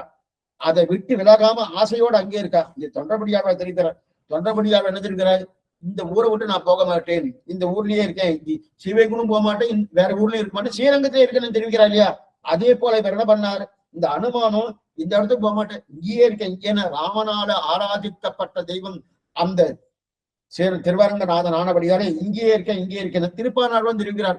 என் அமுதனை கண்ட கண்கள் மற்றொன்றினை காணாவன் தெரிவிக்கிறார்கள். இந்த மாதிரி பல விஷயங்கள் திருவரங்கநாதன் இருக்கபடியாலே அங்க பூர்ணமா இருக்கு. அப்ப விபீஷன் அங்கேயே இருக்கிறதவே. ஏன்னா என்னைக்குமே ஒரு சன்னதினால வடக்கு பார்த்திருக்கோம் அல்லது கிழக்கு பார்த்திருக்கோம், மேற்கோ அல்லது தெற்கோ இருக்கிறது ரொம்ப வாய்ப்பு குறைச்சல். ஆனா ஸ்ரீரங்கநாதன் தெற்கு பார்த்திருக்காரு. என்ன காரணம், விபீஷனை கட்டாட்சிப்பதற்காக தெற்க பார்த்திருக்காருன்னா அந்த அளவுக்கு விபீஷனுக்கு வைபவம் இருக்கு. எது சொன்னோம்னா தென் திசை இலங்கை நோக்கின்னு நினைத்திருக்கிறாய், குடதிசை முடியை வைத்து குணதிசை பாதம் நீட்டி வடதிசை பின்பு காட்டி தென் திசை இலங்கை நோக்கின்னு இருக்கா இல்லையா. அப்ப அத்தனை தூரம் ஏன்னா இவரே அங்க போயிருக்கணும். இந்த ஸ்ரீரங்கநாதன் அங்கதான் போயிருக்கணும். ஏதோ ஒரு இறங்கி உற்சவம் பண்றதுக்காக இறங்கினார். வண்டினம் முரணும் சோலை மயிலிடம் ஆளும் சோலை கொண்டல் மீ தனவும் சோலை குயிலினமும் கூட இந்த சோழ வாய்ப்ப பக்கத்துல பண்ணா இருக்கு. இந்த உற்சவத்தை பண்ண பங்குனி உற்சவத்தை ஆதி பிரம்மோற்சவம் அந்த உற்சவத்தை பண்றதுக்காக இறக்கினார். இறக்கிறவனு இங்க நன்னா இருக்க அவரும் சொல்ல அங்க இருக்கக்கூடிய ராஜாவும் கேட்க நேரம் அங்கேயே இருந்துட்டார். ஏன்னா அயோத்தியிலிருந்து கிளம்பி ஸ்ரீலங்கைக்கு போவதுக்கு தான் அவர் கிளம்பினார்.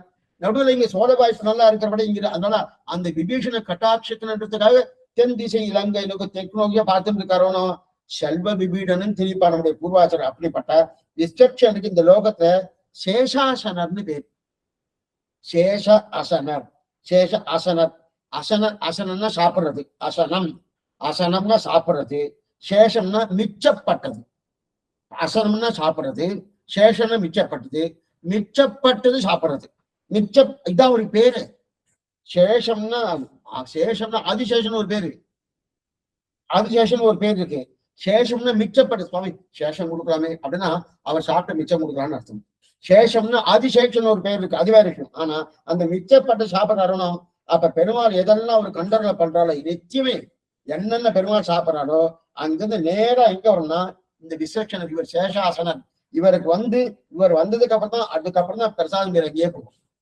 இங்க வந்து அதுக்கப்புறம் தான் எங்க அந்த பிரசாதம் சில பிரசாதம் வைக்கப்படுறோம் பண்டாரத்துக்கு மேற்கொண்டு அங்க இருக்கக்கூடிய அங்க இதுக்கு ஸ்ரீபண்டாரத்துக்கு எல்லாம் போனோமோ அதுக்கப்புறம் தான் போனோம். அப்ப இந்த சேஷாசனம் சாப்பிடுற பதில் அவர் தான் அவருக்கு முன்னாடி தண்ணி செப்பி இது மொத்தத்தையும் விசேஷனை தான் பராமரிக்கிறார். எதுக்கு சொல்லுவாங்கன்னா தனக்கு என்னென்ன அதிகாரம் உண்டோ தன்னுடைய சக்தி முழுவதும் விசேஷத்தை கொடுத்து நீர் பாத்துக்கோ நீர் எல்லா வேலையும். ஏன்னா பகவான் வான் இளவரசு வைகுந்த புட்டன்னு பேர்.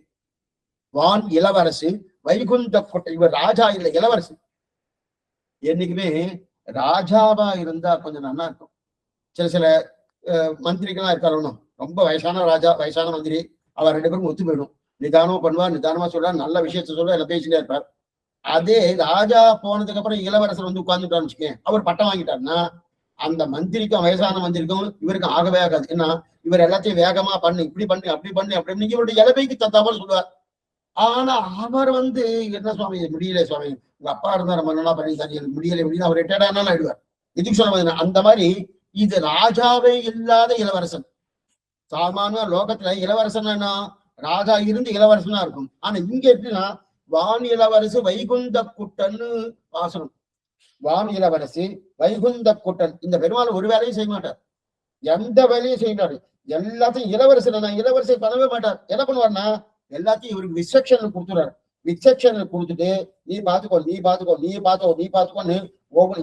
ஆனா இவர் தான் தேவதேவ ஹரிப்பிதா, இவர் தான் ஹரிப்பிதாவா இருந்தாலும் இவர் ஏன் இளவரசர் ஆயிடுத்து. இவர் ராஜாவா இருந்தா இவர் எல்லாத்தையும் பண்ணணும்னு தோணும். இளவரசன் ஆனபடியாலே ஒன்னும் பண்ண மாட்டார். ஆனா வயசான மூத்த மந்திரி, அந்த மந்திரி கிட்ட சொல்லு, இது எல்லாத்தையும் நீயே பாத்துக்கணும், நீயே பாத்துக்கணும், அதை பாத்துக்கணும் சொல்லிக்கிறார் இல்லையா. ஏன் அப்படி இருக்கிறாங்க. அப்ப ராஜாவே இல்லாத இளவரசன். அதனாலதான் யாராக இருந்தாலும் அவர்கிட்ட இளவரசனால கொஞ்சம் பயமா இருக்கும். இளவரசன்னாலே கொஞ்சம் அநேகமா கொஞ்சம் வயசு சிறிய வயசா வந்து யாரா பதவிக்கு வந்துட்டா கொஞ்சம் வேகமா பண்ணுவா, மாற்றி பண்ணுவா, தெரியாதனத்தால பண்ணுவா, ஏதோ பண்ணுவா. அதனால நம்ம பார்த்துட்டு தான் இருக்கோம். அதனால பண்ணா இவர் மாற்றியெல்லாம் பண்ண மாட்டாரு. ஆனா என்ன இவர் தான் எல்லாத்தையும் கொடுத்துட்டாரு, இன்ஸ்ட்ரக்ஷனை கொடுத்துட்டாருன்னு. அதனால இது மாதிரி இருந்துட்டார். அதனால என்ன பண்ண, ஒரு நாள் என்னாச்சு, இப்ப ஒரு பிரம்மாவை மாத்தணும்னா பிரம்மா எத்தனையோ அண்டகடாகங்கள் இருக்கு, ஒவ்வொரு அண்டகடாகத்துக்கும் ஒவ்வொரு பிரம்மா.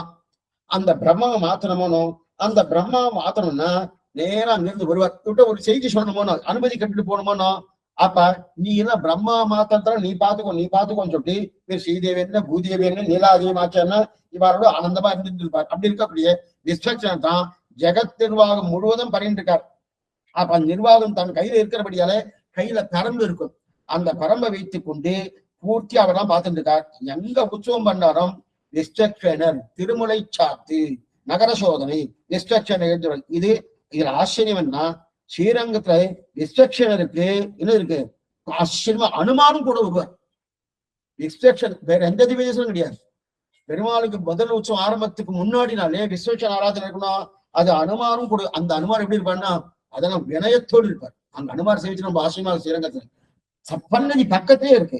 அந்த அனுமார் ரொம்ப ஆச்சரியமா இருக்கா இல்லையா. இதுக்கு சொல்ல வந்தனா அப்ப அவர் தான் சிறு பல்லக்கில எழுந்து முன்னும் பின்னும் இந்த மாதிரி விசேஷம் அனுமார் 2 பேரும் எழுந்து அந்த காரியத்தை பூர்த்தி பண்ணி கொடுக்குறார். இப்ப நம்ம பார்க்கக்கூடிய மந்திரம் இதைத்தான் சொல்றது. அதனாலதான் இவ்வளவுதான் அது சொன்னேன். பார்க்கக்கூடிய ஸ்ரீரங்கத்துல எப்படி விசேஷன அனுமாரம் பண்றாரோ அதே போல அங்க அனுமார் கிடையாது. அனுமார் தான் இந்த லோகத்திலே இருக்கார். அவர் சிவகண்டம் போகல. விஸ்வக்ஷனத்தை நித்தியசூரியானபடியா சிவகண்டம் இருக்கார். அவர் இந்த சிருஷ்டி காரியத்தை அவர் தான் பூர்ணமா பண்றார். அந்த மந்திரம் அதான். அப்ப பிரம்மாவை மேற்கொண்டு சிருஷ்டிக்க வைக்கணும். அதற்காக என்ன பண்றாரு, விஸ்வக்சேனர் முதலான நித்தியசூரிகள் எல்லாம் யாகம் பண்ண ஆரம்பிக்கிறார். அப்ப அந்த பிரம்மாவையே அதில் அபிஷேகம் கொடுக்க போகிறார். இது இத்தனை எதிர்க்கன்னா அவருக்கு சம்ஸ்காரம் பண்ணணுமோனோ, அதுக்கு முன்னாடி சக்தி வரணுமோனோ. அந்த சக்தி வர்றதுக்காக இவர் இனிமேல் சிருஷ்டிக்கணும். இதுவரையில் அவருக்கு அந்த யோக்கியத்தை இல்லை, சிருஷ்டிக்கக்கூடிய யோக்கியத்தை இல்லை. அந்த யோக்கியத்தை வேணுமோனோ. அப்ப அந்த இப்பதான் பிரம்மாவை சிருஷ்டித்தார் பெருமாள். இனி இவரை கூட ஜெகத் சிருஷ்டி பண்ணணுமோனோ. அந்த ஜெகத் சிருஷ்டி பண்றதுக்காக யாகம் நடக்கிறது. யத் புருஷேன அபிஷா, யத் புருஷேன அபிஷா, புருஷனான பிரம்மாவை அபிஷாக கொண்டு யத் புருஷேன அபிஷா தேவா யஜ்ஞமதன்வதா, தேவா யஜ்ஞமதன்வதா, தேவான்னு இருக்கு. தேவான்னு இருக்கின்ற இப்ப ஒரு சின்ன விசாரம் என்னன்னா, ஏன் சுவாமி இங்க இந்திராவதி தேவர்கள் வச்சுட்டா என்ன தேவான்னு வந்திருக்கணும். தேவ என்ன நித்தியசூரிகள் வரலையணும். யத் புருஷேன அபிஷா தேவா யஜ்ஞமதன்வதா, அந்த தேவர்கள் யஜ்ஞம் பண்ண ஆரம்பிக்கிறார்கள். யஜ்ஞம் பண்றார்கள் சொல்லணும். அப்ப தேவர்கள் சப்தம் ஏன் இந்திரனை சொல்லப்படாது? ஏன் இந்த தேவ சப்தத்தை இந்திரன் விடணும்? அப்ப அவளை சொல்லாமே ஏன் சொல்லல அப்படின்னு சந்தேகம் வரும். அந்த மாதிரி வச்சுட்டா அது பிரத்யட்சத்துக்கு விரோதமாகும். பிரத்யட்ச விரோதம்னா பிரம்மாவையே இனிமேதான் படைக்க போறார். பிரம்மா படைத்ததுக்கு அப்புறம்தான் நல்லா பாருங்க, பிரம்மா படைத்ததுக்கு அப்புறம்தான் அதுக்கப்புறம் பிரம்மாவுடைய பிள்ளையாக இருக்கக்கூடிய சிவபெருமான் படைக்க போகிறார்.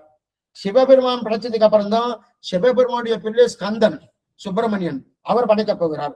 அவர் படைத்து வெகு காலங்கள் வெகு வருஷங்கள் கழிச்சுதான் இந்திரன், மூணாவது லோகத்துல இந்திரன் என்ன, அதே போல சந்திரன் என்ன, குபேரன் என்ன, வருணன் என்ன, வாயு என்ன, இவெல்லாம் படைக்க போறா. அப்படி இருக்கச்சது பிரம்மாவே ஒன்னும் சிருஷ்டிக்க ஆரம்பிக்கல. அப்படி இருக்கச்சது இவ பிரம்மாவுக்கு வருவதற்கு முன்னாடி இந்திரா தேவர்கள் இருக்கான்னு சொல்ல முடியும்னா சொல்ல முடியாது. அது பிரத்யட்ச விரோதம் அப்படின்னு சொன்னோம். சொன்ன உடனே அவ என்ன பண்ணிட்டா, அப்பன்னா உங்க இஷ்டத்துக்கு தேவா என்ற சப்தத்தை உங்க இஷ்டத்துக்கு நீங்க மாத்திக்கலாம். இப்ப தேவசப்தம் நித்தியசூரிகள் தான் சொல்றோம், நீங்க மாத்திட்டேன்னா அப்ப ஒவ்வொருத்தரும் அவரவர்கள் தங்கள் நிலையில மாத்திக்கலாமே. தேவசப்தம் நித்தியசூரிகளை குறிக்கிறதுன்னு சொன்னா நீங்க ஒத்துக்கலாம். ஆனா இங்க தேவசப்தம் நித்தியசூரிகளை குறிக்கிறதுன்னு நீங்களா சொல்லிட்டு இருக்கீங்க. அது மாதிரி மந்திரத்தில் இருக்க தேவா யஜ்ஞ மதன்பதா அப்படின்னு சொல்லிட்டு நித்தியசூரிய கூட நீசன. சரி, இந்த மாதிரி ஒவ்வொன்றும் பண்ணிட்டு இருந்தா அவாவா தங்கள் நிலையிலே இதுதான் அர்த்தம், இதுதான் இதுக்கு அர்த்தம், இதுதான் அர்த்தம் சொல்ல மாட்டாளா? அப்ப அது அர்த்தமே தப்பா போயிடுமேன்னா அப்ப இந்த இடத்துல அவர் சொல்றா பாருங்க, ஒரு சொல்லுக்கு பொருள் குறிக்கும் போது அதற்கு சில சட்ட திட்டங்கள்லாம் இருக்கு. அதுதான் வியாக்கியானம் என்பது பஞ்ச லட்சணம் என்றது ரொம்ப முக்கியம். 4000 திவ்ய பிரபந்தத்துக்கு இத்தனை வைபவம் என்ன தெரியுமா? அதே சிவ ஆகமங்கள் 12,000 இருக்கு. இவ்வளவு வைபவம் கிடையாது. வியாக்கியானம் இல்லை, சரியான முறையில வியாக்கியானங்கள் இல்லை. இந்த முறை வியாக்கியானம் இல்லாத காரணம் நிறைய காரணங்கள் இருக்கு, 1 2 இல்ல, நிறைய காரணங்கள் இருந்தாலும் ஆனா சரியான முறையில் இல்லை. இங்க வியாக்கியானம் இருக்கிறபடியாலே இது உண்டு இதுக்குன்னு சொல்லிட்டு இருக்கா இருக்கட்டும். ஆனா அது என்னன்னா அதுக்கு ஒரு சட்டத்திட்டம் உண்டு. ஒரு ஒரு பொருளின் பெயர் அப்படின்னா அதற்கு இடுகுறி உண்டா? இடுகுறினா அது எப்படி வந்தது, என்னமா அந்த இடுகுறின்னு பேர். அதுக்கு இடுகுறி உண்டா? அதுக்கு அல்லது பிரகரணம், அது எந்த பிரகடனத்துக்கு எந்த நிலையில சொல்லப்பட்டது, எந்த பிரகடனத்துல சொல்லப்பட்டது, அதுவும் முதல்ல என்ன சொல்லியிருக்கு, முடிவுல என்ன சொல்லியிருக்கு, அதை போல பலன் கொடுக்கறது என்ன சொல்லியிருக்கு, இந்த நிலையெல்லாம் நல்லா நிர்ணயம் பண்ணணும். அப்ப முதல்ல என்ன சொல்லியிருக்கு பார்க்கணும், கடைசியில என்ன சொல்லியிருக்கு பார்க்கணும், அது நடுவுல சொல்லப்பட்டதோடு சேரணும். அது மட்டும் இல்ல அந்த பிரகரணத்துக்கு தகுந்தாப்பட சேரணும். அங்க சொல்லப்பட்ட தேவதைக்கு அது பொருந்தணும். இது இத்தனை இருக்கணுமோ. இந்த இடத்துல தேவான்னு சப்தம் இருக்கணும். இந்த படம் தேவான்னு சப்தம் இருக்கணும். இப்ப தேவாங்கிற சப்தத்தை ஏன் இந்திராதி தேவர்கள் சொன்னா என்ன, ஏன் நித்தியசூரிகள் தான் சொன்னமா? நித்தியசூரியன் நித்தியசூரியன் சொல்லியிருக்கலாமே, ஏன் இந்திராதி தேவர்களை வச்சுக்க முடியாது? ஏன்னா பிரம்மாவும் இன்னும் வரவே இல்லை. பிரம்மா வந்ததுக்கு அப்புறம் தான் இந்திராதி தேவர்கள் வரப்போறான். அது வெகு காலம் கழிச்சு, எத்தனையோ வருஷங்கள், லட்ச வருஷம் கழிச்சு இந்திராதி தேவர்கள் வரப்போறான். அப்படி இருக்கச்சே சொல்ல முடியாதுன்னு. ஆனா இதே விஷயத்தை பார்க்கிறோம், இதே தேவசப்தம் புருஷத்துல மறுபடியும் வருது.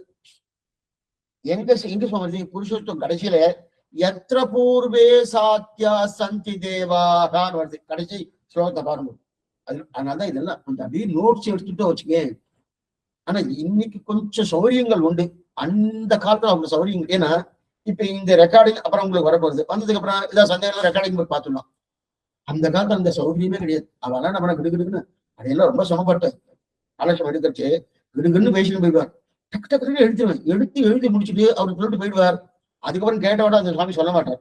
அப்புறம் ஆத்துக்கு வந்து மறுபடியும் காலேஜ் மேல ஆத்திரம் கிடையாது. இப்பெல்லாம் எங்கெங்க நீங்க உட்காந்துட்டு இருக்கோ அந்த மாதிரி சேர்க்கறதுக்கு உண்டான சௌரியம் வந்துருது. இது நல்லதா தீயதான்னா அநேகமா நல்லதா வச்சுக்கணும். ஏன்னா இது தீயதுன்னு வந்துருச்சுன்னு வச்சுக்க, இல்ல நீங்க என் இடத்துக்கு வாங்கோ, இல்ல எல்லாரும் ஒரு இடத்துக்கு வாங்கோ, அப்பதான் சொல்ல முடியும்னா அடைய மட்டும்தான் உட்காந்துட்டு யாரும் வாங்க மாட்டேன். ஏன்னா அவள் ஒவ்வொருத்தையும் இது பாஸ்ட் வேர்ல்டு வந்துருது இருக்கட்டும். அப்படி இருந்துச்சு அன்னைக்கு அந்தந்த இடத்துக்கு போயிட்டு வரணும் போனோம். வந்ததுக்கு அப்புறம் ஆத்துக்கு வந்ததுக்கு அப்புறம் அந்த குறிப்பை வச்சுட்டு ஷார்ட்னு சொல்லிட்டு பாருங்க, அந்த குறிப்பை வச்சுட்டு விவரமா திருப்பி வேற புத்தகத்துல எழுதிடுங்க. ஏன்னா அந்த குறிப்பை மட்டும் வச்சுட்டு இருந்தேன்னா ஒரே நாள்ல மறந்து போயிடும். எதனால இந்த சப்தத்தை இங்க இட்டு இருந்தது அடுத்த நாள் மறந்து போயிடும். ஆத்துக்கு வந்ததுக்கு அப்புறம் உடனே அதை குறிப்பெல்லாம் எழுதி எழுதிடும். எதுக்கு சொல்ல பார்த்தீங்கன்னா இப்ப அதே போல இந்த இடத்துல தேவான்னு சப்தம் இருக்கணும். இந்த புருஷத்துல எத்திர பூர்வே சாத்தியா சந்தி தேவாகான்னு முடியாது. புருஷத்துல பாருங்க, எத்திர பூர்வே சாட்சி சந்தி தேவாகன்னு முடியாது. அப்ப எல்லாருக்கும் முற்பட்டவர்களாய் பாருங்க, இந்த எத்திர பூர்வே எல்லாருக்கும் முற்பட்டவர்களாய், சாத்தியாஸ் அழியாதவர்களாய், சந்தியாஸ் நித்தியர்களாய் இருக்கக்கூடிய தேவர்கள் இங்க அர்த்தம். எல்லாருக்கும் முற்பட்டவர்களாய், அழியாதவர்களாய், நித்தியர்களாய் இருக்கக்கூடிய தேவர்கள் அர்த்தம். இப்ப எல்லாருக்கும் முற்பட்டவர்களாய் நம்ம இந்திரனை சொல்ல முடியுமா? அது என்னமா சாமி சொல்ல முடியும்? பிரம்மா தான் வரவே இல்லையா, அப்ப இந்திரன் வரலையும் தெரியுது. அது மட்டும் இல்ல, அழியாதவர்களா சொல்ல முடியுமா? பிராகிருத பிரளயம் வந்துட்டு அவளால் அழிஞ்சிடும், இந்திரலோகம் போயிடும். அதுக்கப்புறம் நித்தியர்கள் சொல்ல முடியுமா? சாமி ஒரு நாள் போயிடுவாளே. அப்ப இந்த மூணுமே அவளுக்கு சேரலையணும். அப்ப இந்த தேவா சப்தம் இருக்க, எத்திர பூர்வே சாத்தியா சந்தி தேவாகன்ற சப்தம். அப்ப இந்த தேவாக சப்தம் யாரை குறிக்கிறது? எப்பொழுதும் இருப்பவர்களாய், அழியாதவர்களாய், எல்லாருக்கும் உட்பட்டவர்களாய். அந்த சப்தம் யாரை குறிக்கும்? நித்திய சூரிகளை தான் குறிக்கும். ஏன்னா வருணனையோ குபேரனையோ வாயுவையோ இந்திரனையோ குறுக்குவான்னா இன்னும் பிரம்மாவே வரலையா சுவாமி, வந்ததுக்கு அப்புறம் தான் இவரை குறிக்க போறது, அது ஒத்து வராது இல்லையா? அதனால ஏன்னா இதுக்கு சொல்ல வந்தேன்னா, எந்த ஒரு வியாக்கியானம் ஆகட்டும், முன்னாடி என்ன சொல்லியிருக்கா, பின்னாடி என்ன சொல்ல போறா, நடுவுல என்ன வந்திருக்கு, அந்த பிரகரணம் என்ன, இப்ப அந்த சொல்லக்கூடிய அந்த இது சாஸ்திரம், சாஸ்திரத்துடைய தாற்பயம் இந்த புருஷத்துக்கு என்ன சொல்ல வந்தது, அதை வைத்துக் கொண்டுதான் நம்ம அர்த்தம் சொன்னமே தவிர எனக்கு இந்த சப்தத்துக்கு இந்த அர்த்தம் தோன்றது நான் இதை சொல்றேன்னா தப்பா. அதனாலதான் என்ன, அநேகமா இந்த ஸ்ரீ வைஷ்ணவா மட்டும் தன்னுடைய நெஞ்சில தோன்றின்னு சொல்லவே மாட்டான். அப்ப என்ன சொல்லுவாங்க, காலட்சேபம். இவருடைய காலட்சேபம் எப்படி தெரியுமா இருக்கும்? காப்பி பண்றதுதான். பரீட்சையில காப்பி பண்ணா தப்பு, காலட்சேபத்துல காப்பி பண்ணாதான் ரைட்டு, காப்பி பண்ணலன்னா தப்பு. அப்பனா என்ன அர்த்தம்? ஸ்ரீ வைஷ்ணவ காலட்சேபம்னா ஜெராக்ஸ்ன்னு அர்த்தம்.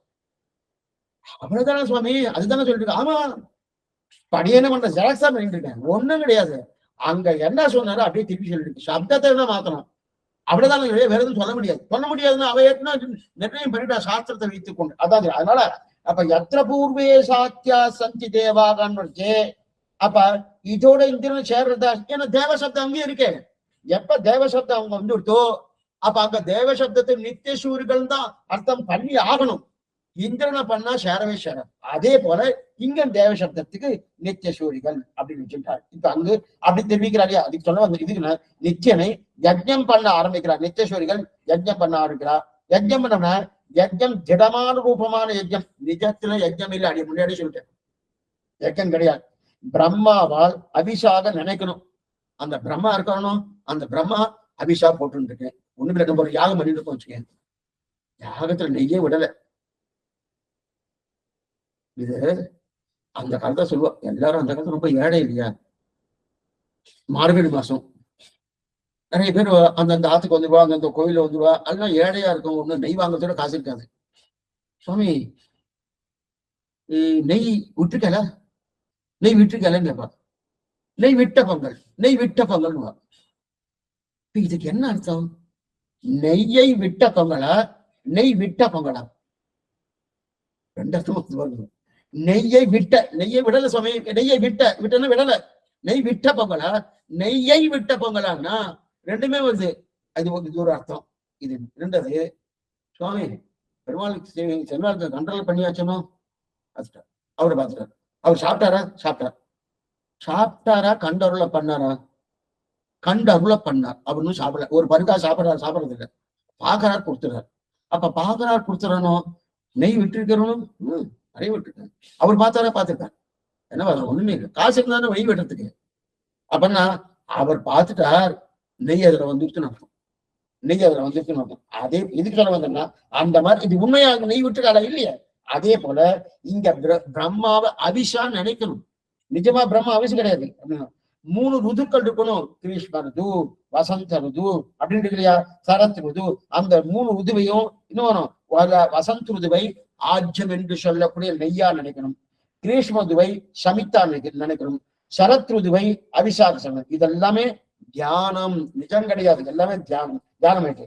அப்ப இதுக்குதான் திருஷ்டி விதின்னு கைது, நிஜத்துல கிடையாது. ஆனால் இத பண்ணுகிறா போல மனுஷன் ஒரு நினைவு, ஓமகுண்டத்தை வளர்த்து பிரம்மா என்கிற பசுவை பக்கத்துல கொண்டு வரா. பிரம்மா அந்த பசுவதனை பாரு, சாகசவபாயாம் ஜுகூயாத்துன்னு ஒரு சாஸ்திர வாக்கியம். பெரிய விசாரம் இந்த சாஸ்திர வாக்கியத்துல. சாகசிய வபாயாம் ஜுகூயாத், பசுவை கொண்டு வந்து ஆகுதி கொடு. என்ன பண்ணணும்? பசுவை கொண்டு வந்து ஆகுதி கொடு. பசுவோட வப்பைன்னு இங்க சாஸ்னா தொங்கும், போகணும் பசுவுக்கு தொங்கும். ஒவ்வொரு விலங்குக்கும் ஒவ்வொரு அடையாளம் உண்டு. அந்த அடையாளத்தை வைத்துக் கூட இது இந்த விலங்கு, இதுன்னு சொல்லணும். அதே போல அதுக்கு சாஸ்னா தொங்கு போனோம், சாகச்ச வபாயாம் சுக்குயாது அப்படின்னு தெரிவிக்கிறியா.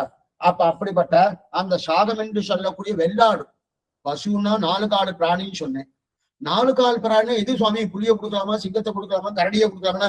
இல்ல அதே சாத்தியமே அந்த உணர்த்த சொல்றது. சாகசிய வபாயாம், அந்த வெள்ளாட்டின் வகையை கொண்டு வந்து ஆகுதி கொடுனார். வெள்ளாட்ட வகையை கொண்டு ஆகுதி கொடுத்த உடனே இப்ப இதெல்லாம் பண்ணணுமோ எல்லாமே என்னது? திருப்தி விதி, நிஜம் கிடையாது. ஒரே ஒரு விசாரம் இதுல பண்ணிடுறேன். என்னன்னா, இந்த சாகசிய வபாயாம் சுக்குயாது, அதுக்கப்புறம் என்னது? சாக பசு நியாயம்னு பேரு. இந்த விஷயத்தை எடுத்துதான் பௌத்த மதமும் ஜைனர்களும் இந்த வேதமே தப்பு, இந்த வேதத்தை ஆதரிக்கவே கூடாது, பெரிய அளவுல பெரிய புரட்சி ஏற்பட்டது. இது நடந்தது எப்படின்னா, கிட்டத்தட்ட ஒரு 5000-6000 வருஷத்துக்கு முன்னாடி. இது இந்த மாதிரி சாஸ்திரம் சொல்லியிருக்கு, வேதத்தை நம்பாதீங்கோ. வேதத்துல என்ன சொல்லி பாருங்க, பிராணி இம்சை சொல்லியிருக்கு. வெள்ளாட்டின் வகையை கொண்டு வந்து அறுத்து ஆகுதி கொடு, பிராணி வதை சொல்லியிருக்கு. அந்த பிராணி வதையை பண்ணலாமா? அதே வேதமே ஏன்னா அஹிம்சா பரமோ தர்மகான் வேற சொல்லியிருக்கு. எப்படி இருக்கு பாருங்க, ஒரே வேதமே அகிம்சை தான் பரமமான தர்மம் சொல்லியிருக்கு. அதே வேதமே வெள்ளாட்டின் வகையை கொண்டு வந்து கொடுத்து ஆகுதி கொடுன்னு சொல்றது. எப்படி முரண்பட்டு வேதம் பேசுறது பாருங்க. இதை நீங்க நம்பலாமா? இதை நம்பவே கூடாத. இத 2 பேரும் 2 மதங்கள், ஜைன மதம் என்ன பௌத்த மதம் என்ன, பெரிய பிரமாணமா ஒத்துக்கொண்டு பெருசா பண்ணிட்டா. சாஸ்திரமே அழியக்கூடிய நிலையை வந்துட்டு. யுக்வேதம் என்ன, யுக்வேத எதிர்வேதம் என்ன, சாமவேதம் என்ன, அதிர்வேத வேதம் என்ன, இது எல்லாமே இல்லாத நிலைக்கு போயிடுச்சு. என்னன்னா அத்தனை தூரம் அதை அழுத்து போடணும்னு சொல்றதுக்காக அவ 4 பேரும் அவ 2 பேரு, ஜைன மதம்னா பௌத்த மதம், இவ 2 பேரும் சொல்றா. அப்ப வேதம் கிடையாது, வேதம் தப்பு, ஒண்ணுக்கு ஒண்ணு முரண்பட்டா மாதிரி பேசுறது, இதெல்லாம் எடுத்துக்காதுன்னு சொன்னா ஜனங்களாம் நம்பின இதெல்லாம் பேசுனதுக்கு அப்புறம் அதுக்கப்புறம் சங்கராச்சாரியுடைய ஆதிசங்கருடைய அவதாரத்துக்கு அப்புறம் தான், இன்றைக்கு கிட்டத்தட்ட 1500 வருஷத்துக்கு முன்னாடி ஆதிசங்கருடைய அவதாரம். அந்த ஆதிசங்கர் அவதாரம் பண்ணி வேதம் தான் பிரமாணம், வேதம் தான் பிரமாணம் முதல்ல அந்த வேதமே ஒரு காணாம போகக்கூடிய அளவு, காணாம போகல இருக்கு, ஆனா அது இன்னும் கொஞ்ச நாள் விட்டாச்சுன்னா அது போயிடுமோங்கிற நிலைக்கு அந்த அளவுக்கு வந்து. ஏன்னா இன்னைக்கும் பாருங்க, நீங்க இங்க லங்கைக்கு போனா அங்க பௌத்த மதம் தான் அதிகம், சைனாவுக்கு போனீங்கன்னா அங்க பௌத்த மதம் தான் அதிகம். ஏன்னா ஆரம்பிச்சது இங்கதான் கயா இருக்கு இல்லையா, புத்த கயான்னு சொல்ற முடியும், அங்கதான் ஆரம்பிச்சு இங்க இருக்க செய்து அவெல்லாம் நன்னா பரப்பியிருக்கா, லோகம் முழுவதும் பரப்பியிருக்கா. ஆனா அங்கெல்லாம் உன்னை மாறவே இல்லை. அங்கெல்லாம் இங்க என்ன எடுத்துனா ஆதிசங்கர் வந்து நான் அது பிரமாணம் நீங்க நினைக்கிற மாதிரி பண்ணாதீங்கோ, வேதம் தான் பிரமாணம், வேதம் தான் மூலப்பிரமாணம் நன்னா ஸ்தாபிக்கிறதுக்கு நிறைய முயற்சி பண்ணாரு. அதுவும் சிறு வயசுலயே சுவாமி அந்த ஆதிசங்கரர் ரொம்ப முயற்சி எடுத்து இந்த வாக்கியத்துல நீங்க தப்பா நினைக்கிறது, அது மாதிரி தப்பா நினைக்காதீங்கோ, இந்த மாதிரி பண்ணப்படாது அப்படின்னு சொல்லி அதை நன்னா நினைச்சு 32 வயசுதான் வருது, 32 வயசுல தான் அந்த சுவாமி இருந்தது. அதுக்கப்புறம் அவர் ஒரு 50 வருஷம் இருந்திருந்தா எல்லாத்தையும் நல்லா மாத்திருப்பார். 32 வயசுல போனபடியாலே பக்தி மார்க்கத்துக்கு அவ்வளவு தூரம் பிராதம். ஏன்னா அவருக்கு இதுலயே ஒரு டைம் போயிடுது. ஒருத்தர் 2 பேர்ல அங்கங்க நிறைய பேர் வந்து கேட்பா, அவளுக்கு எல்லாருக்கும் வாதம் பண்ணி ஜெயிச்சுட்டே வரணும். ஏன்னா இது பிரத்யட்சமா தப்பாவும் கிடையாது, சாஸ்திரத்தை விற்கிறத சொல்லி இது நீ சொல்றது தவறுன்னு சொல்லி அந்த வேதத்தை நிர்மாணம் பண்ணணும்னா 1 2 இல்ல, சாமானிய விஷயம் இல்ல, எல்லாமே நல்லா சம்ஸ்கிருதத்துல நல்லா வாசிச்சவா ஆகணும். இன்னைக்கு நீங்க சைனா ரேடியோ திருப்பினா சம்ஸ்கிருத பகுலமா வரும். என்னமோ சுவாமி நம்ம வேதாந்த ரிக்வேதம் சொல்றது எதிர்வேதம் சொன்னா பௌத்த சாஸ்திரம் பூர்த்தியா வந்துட்டு இருக்கும். இது சொல்ல வந்தா அவ்வளவு தூரம் சிரமப்பட்டு அவர் வேதத்தை நிர்மாணம் பண்ணியிருப்பார். இன்னும் கூட ஒரு 50 வருஷம் நல்லா இருந்திருந்தாருன்னா இன்னும் இந்த பக்தி சாஸ்திரம் தான் பிரதானம். அவ்வளவு பெரிய பரம ஸ்ரீ வைஷ்ணவர் அவர் அப்படி சொல்லியிருப்பார். அவரை நான் கடைசி காலத்துல அவர் பஜ கோவிந்தம் கோவிந்தம் பஜ மூடமதே அப்படின்னு பாடினாருனோ அந்த பாட்டுன்னா அவருடைய உண்மை, அவருடைய ஸ்திதி என்ன, ஐக்கிய ஞானம் தான் பிரதானம், அதான் சித்தாந்தம் ஐக்கியம். அப்ப பிரம்மம் வேறல்ல, ஜீவாத்மா வேறல்ல, பிரம்மமும் ஜீவாத்மா ஒண்ணுன்னு சொல்லியிருக்காரு. அந்த ஸ்திதியே மாறி இருக்கும். ஏன்னா அந்த ஒண்ணுன்னு சொன்ன ஸ்திதிக்கு தகுந்தாற் போல இந்த பஜகோவிந்தம் கோவிந்தம் பஜ மூடமதே இருக்குன்னா அந்த மாதிரி அந்த நிலையே கிடையாது. அது ஸ்தோத்திரம் கடைசி காலத்துல பண்ணக்கூடிய அப்ப அந்த நிலையை கொஞ்சம் மாறி இருக்கு. அது நல்லாவே தெரியுது. ஸ்தோத்திரம் பண்ணணும்னாலே இந்த பாருங்க, ஸ்தோத்திரம் பண்ணணும்னாலே ஸ்தோத்திரம் பண்றவர் இருக்கணும், ஸ்தோத்திரம் யார் பெற்றுக்கிறாளோ அவளே இருக்கணும். அப்ப ஸ்தோத்திரம் பண்ணப்பட்ட அந்த ஸ்தோத்திரமும் உண்மையா இருக்கணும். இப்ப 3 உண்மையா இருக்கணும். ஸ்தோத்திரத்தை பெறுபவர் உண்மையா இருக்கணும், ஸ்தோத்திரத்தை பண்ணுபவர் உண்மையா இருக்கணும், ஸ்தோத்திரம் பண்ணப்பட்ட அந்த ஸ்தோத்திரமும் உண்மையா இருக்கணும்.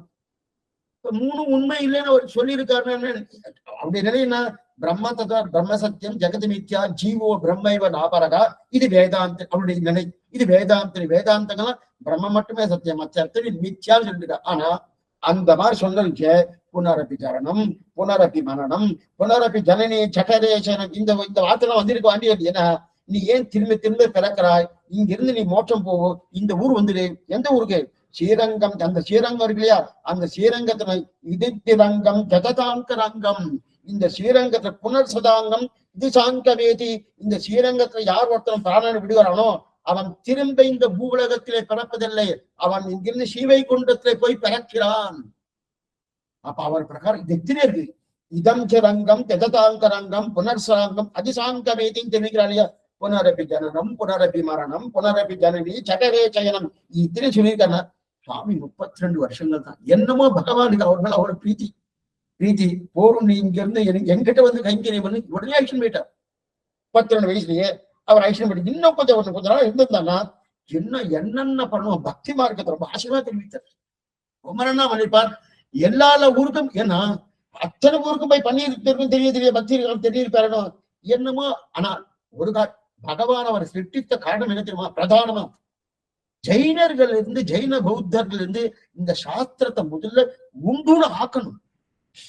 ஒருவேளை அவர் அன்னைக்கு பண்ணாம இருந்து அடைய எந்த மதத்துல வேணா யாரும் வேணா இருக்கலாம். ஏன்னா ஒரு நல்லதான் தான் யாராவது ஒத்துக்கணும். இது சொன்னா அவர் அன்னைக்கு ஒருவேளை அதை பண்ணலைன்னா இன்னைக்கு சனாதன தர்மம்னு சொல்லிட்டு இருக்காரு அத்தனை பேரும். அது வைஷ்ணவர்கள் ஆகட்டும், ஸ்மார்த்தர்கள் ஆகட்டும், சைவர்கள் ஆகட்டும், யாரோ இருக்காங்க. இருக்குமா? சந்தேகம். இதுதான் உண்மை. ஏன்னா அன்னைக்கு அவர் வேலை அவர் பண்ணலன்னு வச்சுக்கோம், இருக்குமா சந்தேகம். ஏன்னா அநேகமா இதுவும் நம்ம ஸ்ரீலங்கா மாதிரி இல்லை, சைனா மாதிரி இருக்கும். அந்த நிலைக்கு தான் உருவாக்கப்பட்டு இருக்கும். இதுக்கு வந்தேன்னா அந்த மாதிரி பௌத்த குணம் உணரணும். அப்ப வேதம் பிரமாணமே ஸ்தாபித்தாரணும். அதுக்கு 2 வாக்கியம் இது. இந்த 2 வாக்கியம் அகிம்சா பரமோ தர்மமகா, இந்த வாக்கியத்தை எடுத்துட்டா. சாகஸ்ய வபாயாம் ஜுகுயாத், இந்த 2 வாக்கியத்தை எடுத்துட்டு பார்த்தா உங்க வேதம் என்ன தப்பா சொல்றது. ஒரு பக்கம் ஒன்னும் ஆகுதி குருன்னு சொல்றது, இன்னொரு பக்கம் ஒன்னும் அகிம்சா பரமோ தர்மகான்னு சொல்றது. ஆனா இதுக்கு நம்ம குருவாச்சாரியர்கள், நம்ம பெரியோர்கள் இதுக்கு எல்லாம் சமாதானம் இருக்க. வெள்ளாட்டின் வப்பையை கொடுத்து ஆகுதி கொடுனா வெள்ளாட்டு ஆகுதி கொடுக்குறதுன்னு அர்த்தம் இல்ல. வெள்ளை என்னன்னா பசு இருக்கு இல்லையா, இதுக்கு என்னன்னா இந்த விட்ட பசு, மாவால பண்ணப்பட்ட பசு, அந்த மாவாலே பண்ணப்பட்ட பசுவை ஆகுதி கூடின்னு அர்த்தமே தவிர அவ அதை தப்பா எடுத்துட்டு பின்னாடி புராட்சியை தெரிவிச்சு இருந்தாலும் அவளுக்கு அன்னைக்கு இருக்கக்கூடிய ஜெயினவதம் பூர்த்தியா இருந்தபடியாலே அவளுக்கும் ஜெயிச்சு வந்ததே பெரிய விஷயம் தெரிவிக்கிறா இல்லையா. அதைத்தான் இங்க தெரிவிக்கிறா. ஆஹா, அப்படிப்பட்டதுனால இது எப்படி சொல்றேன்னா, இப்படிப்பட்ட அந்த திருஷ்டி விதியை கொடுக்குறோமனும். அப்ப சாகஸ்ய வபாயான் ஜுகுயாதன்னு. ஆனால் அவ்விடத்தை மற்றொன்றை வைத்துக் கொள்ள. அதே போல இங்க ஓமம் பண்ண வேண்டிய அவிசு, அந்த அவிசுல பிரம்மாவை வைத்துக் கொண்டு பிரம்மா வச்சு நிஜம் பிரம்மா இல்ல, பிரம்மாவை ஆகுதி கொடுக்குறவா பண்றா இல்லையா. நிஜத்தில் பிரம்மாவை ஓமம் பண்ணல. ஆனா ஓமம் பண்றா போல மனதளவுல நினைக்கிறான். ஓமம் பண்றா போல மனதளவு. அதனால்தான் மொத்த யாகமே என்னது? தியானம். மொத்த யாகமே தியானம். அப்படின்னு நினைக்கான். சிருஷ்டிக்காக பயன்படக்கூடிய யஜ்ஞம் இது.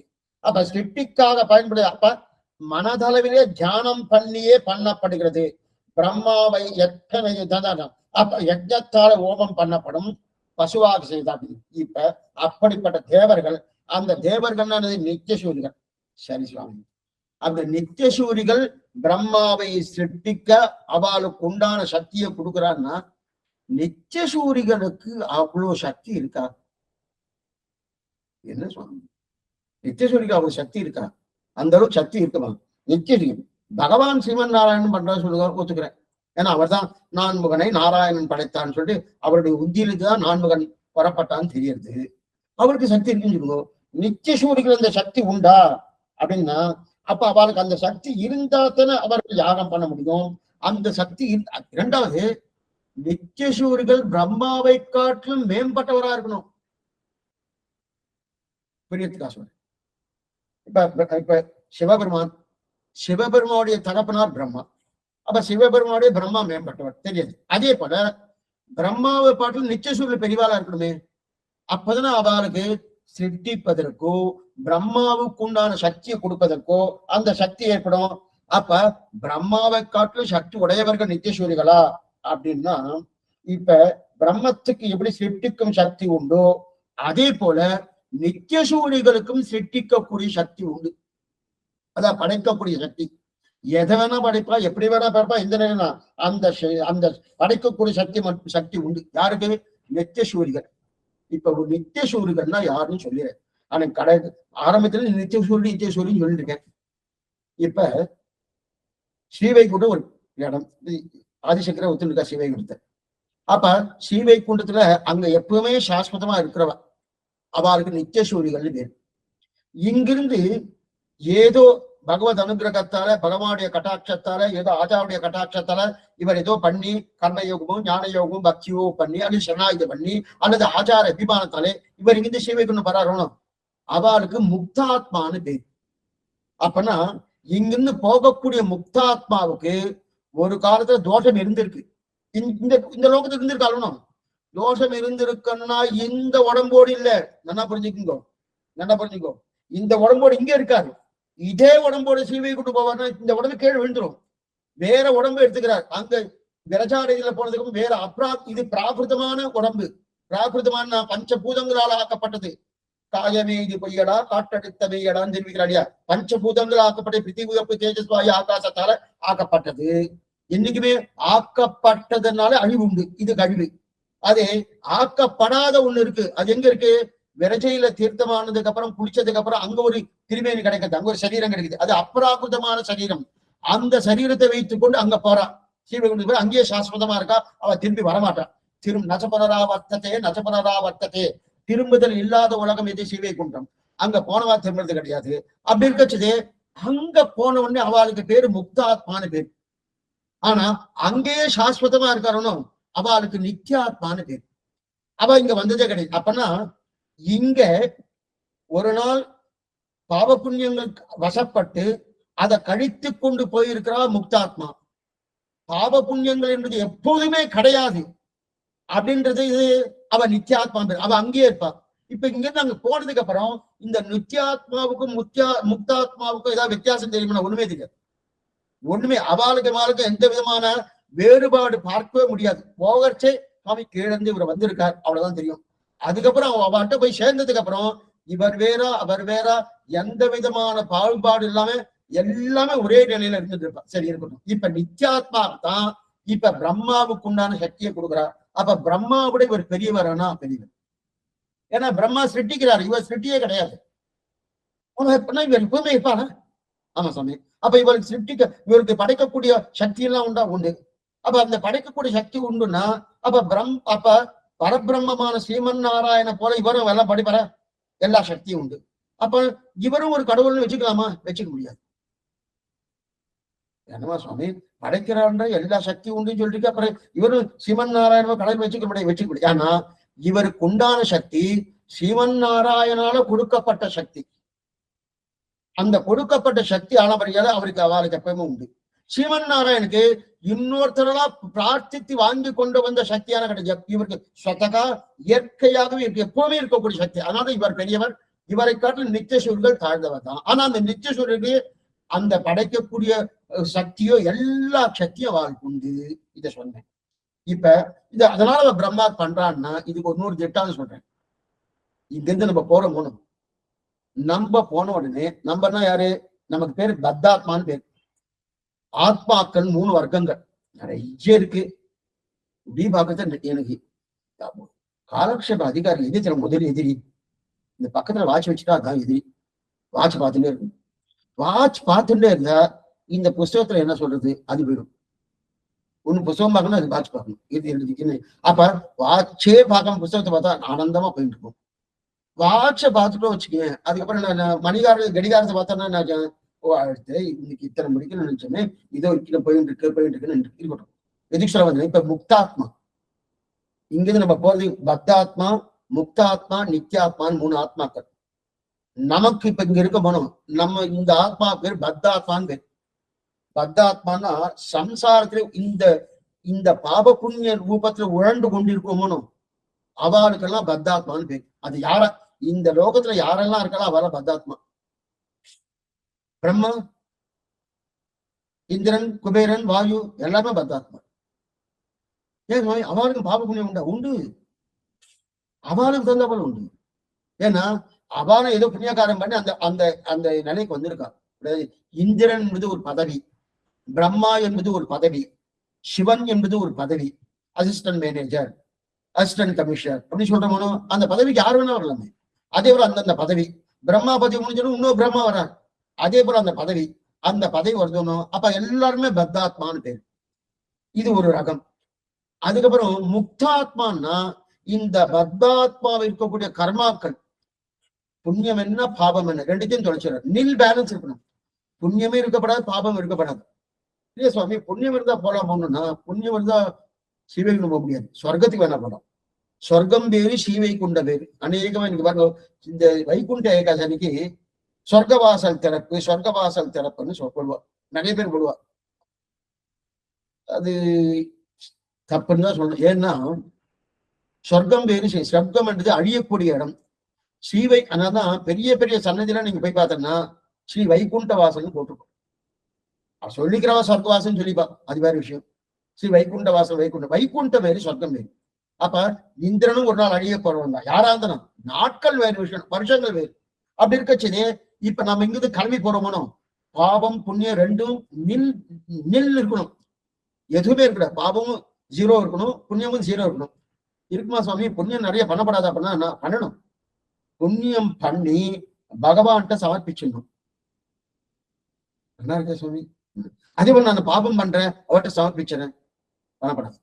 அது என்னமா சுவாமி, புண்ணியம் பண்ணா மட்டும் அவர்கிட்ட சமர்ப்பிக்கலாம், சாமம் பண்ண மாட்டேன். ஏன்னா அவர் நீ பாபம் பண்ணக்கூடாதுன்னு சொல்லியிருக்காரு, புண்ணியம் பண்ணுன்னு சொல்லியிருக்காரு. நீ பண்ணக்கூடாதுன்னு சொன்னது நீ பண்ணியன்னா அவர்கிட்ட வாங்க மாட்டார். பண்ணதை சொன்ன நீ பண்ணிட்டேன்னா அவர் வாங்கிக்குவார். புண்ணியம் பண்ணு சொல்லியிருக்காரு. அப்ப கிளம்பி போச்சு மிச்சம் புண்ணியம் தான் அவர் வாங்கிக்குவார். வாங்கி சரி. அப்ப நெல் பேலன்ஸ் ஆயிடுச்சு. நம்ம அங்கிருந்து போறோம். போனதுக்கு அப்புறம் என்ன ஆகுதுன்னா அங்க போன உடனே நமக்கு முக்தாத்மான்னு பேரு. சரி, இப்ப இந்த முக்தாத்மாவுக்கு இப்ப இந்த ஆத்மாவுக்கு அவளுக்கு என்ன சக்தி இருக்குன்னா நித்தியாத்மாக்கள் போல இந்த சக்தி உண்டான அதே சக்தி உண்டு. இப்ப இங்கிருந்து நாம போறோமோ நாமே படைக்கலாம். இப்பெல்லாம் படைக்க முடியுமா? இப்ப கிடைக்க முடியாது. ஏன்னா கர்மா மொழின்னு இருக்கு என்னுடைய. ஏன்னா இந்த ஆத்மாவுக்கு அத்தனை சக்தி இருக்கு. ஆத்மா அத்தனை சக்தி இருக்கு.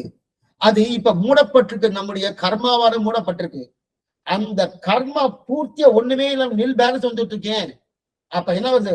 அபகத பாப்மா, விஜரகா, விமுக்திகு, விஷோககா, விஜிகிஸ்தகா, அபிபாசகா, சத்தியகாமகா, சத்திய சங்கல்பகா என்று சொல்லக்கூடிய 8 விதமான கல்யாண குணங்கள். அபகத பாப்மா, பாபங்கள் தீர்றது கிடையாது. விஜரகா, ஜரை கிடையாது, மூப்பு கிடையாது. விஷோககா, சோகம் கிடையாது. 1.5 மணி நேரம் 2 மணி நேரம் காலக்ஷேபம் கேட்டேன் சுவாமி. 1.5 மணி நேரம் காலக்ஷேபம் சொன்ன சாமி, ரொம்ப டயர்டா போயிடுச்சு, ஒரே அசதியா இருக்கு. ஏதாவது தாகத்துக்கு ஏதாவது குடுக்கிறேல, அந்த சோகம் கிடையாது. விஜரகா, விமுக்திகு, வயதானது கிடையாது.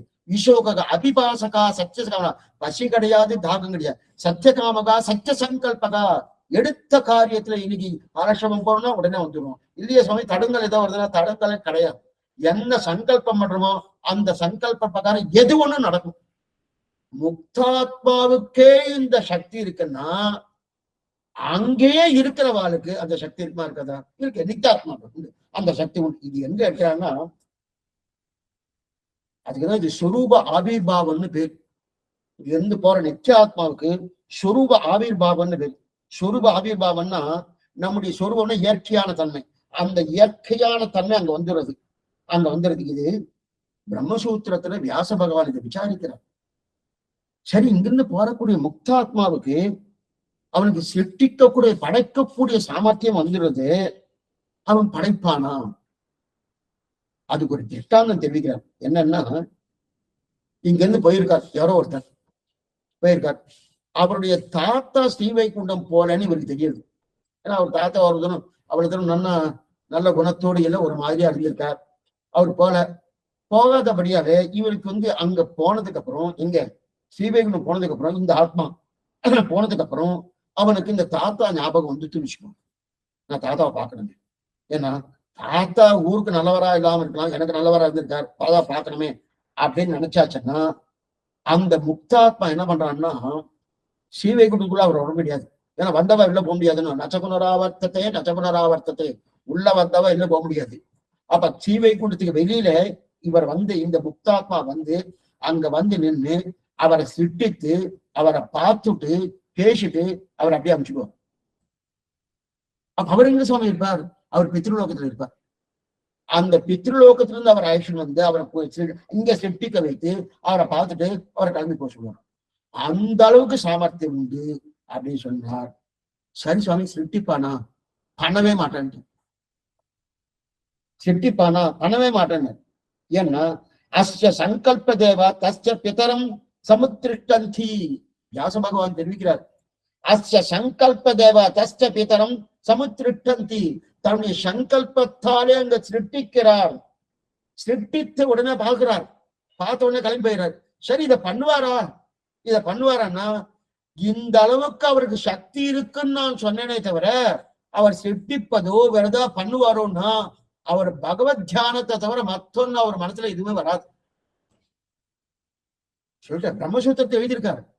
அப்படி இருக்கச்சது அப்ப சிருஷ்டிக்க போறது. ஏன்னா அங்க அடியார்களோடு சேர்ந்து பகவானோட சேர்ந்து ஆனந்தமா அனுபவிச்சுட்டு காரணம் அந்த அனுபவிக்கச்சே இந்த ஞானம் அவருக்கு வருமானா எந்த இதுவும் எதுவுமே வராது. ஏன்னா இமான் லோகான் காமான்னி காபரூப்யன்னு சஞ்சரன்னு ஏத சாமதானம் ஞாத்யா ஊஹா ஊஹா ஊஹா அகமன்னம் அகமன்னம் அகமன்னம் அகமன்னாதோ அகமன்னாதோ அகமன்னாதக அகச்சோல குதின்னு தைத்திய உபநிஷம் தெரிவிக்கிறது. இமான் லோகான் காமான்னி காமரூப்யன்னு சஞ்சரன்னு சாஸ்திரம் சொல்றது இல்லையா?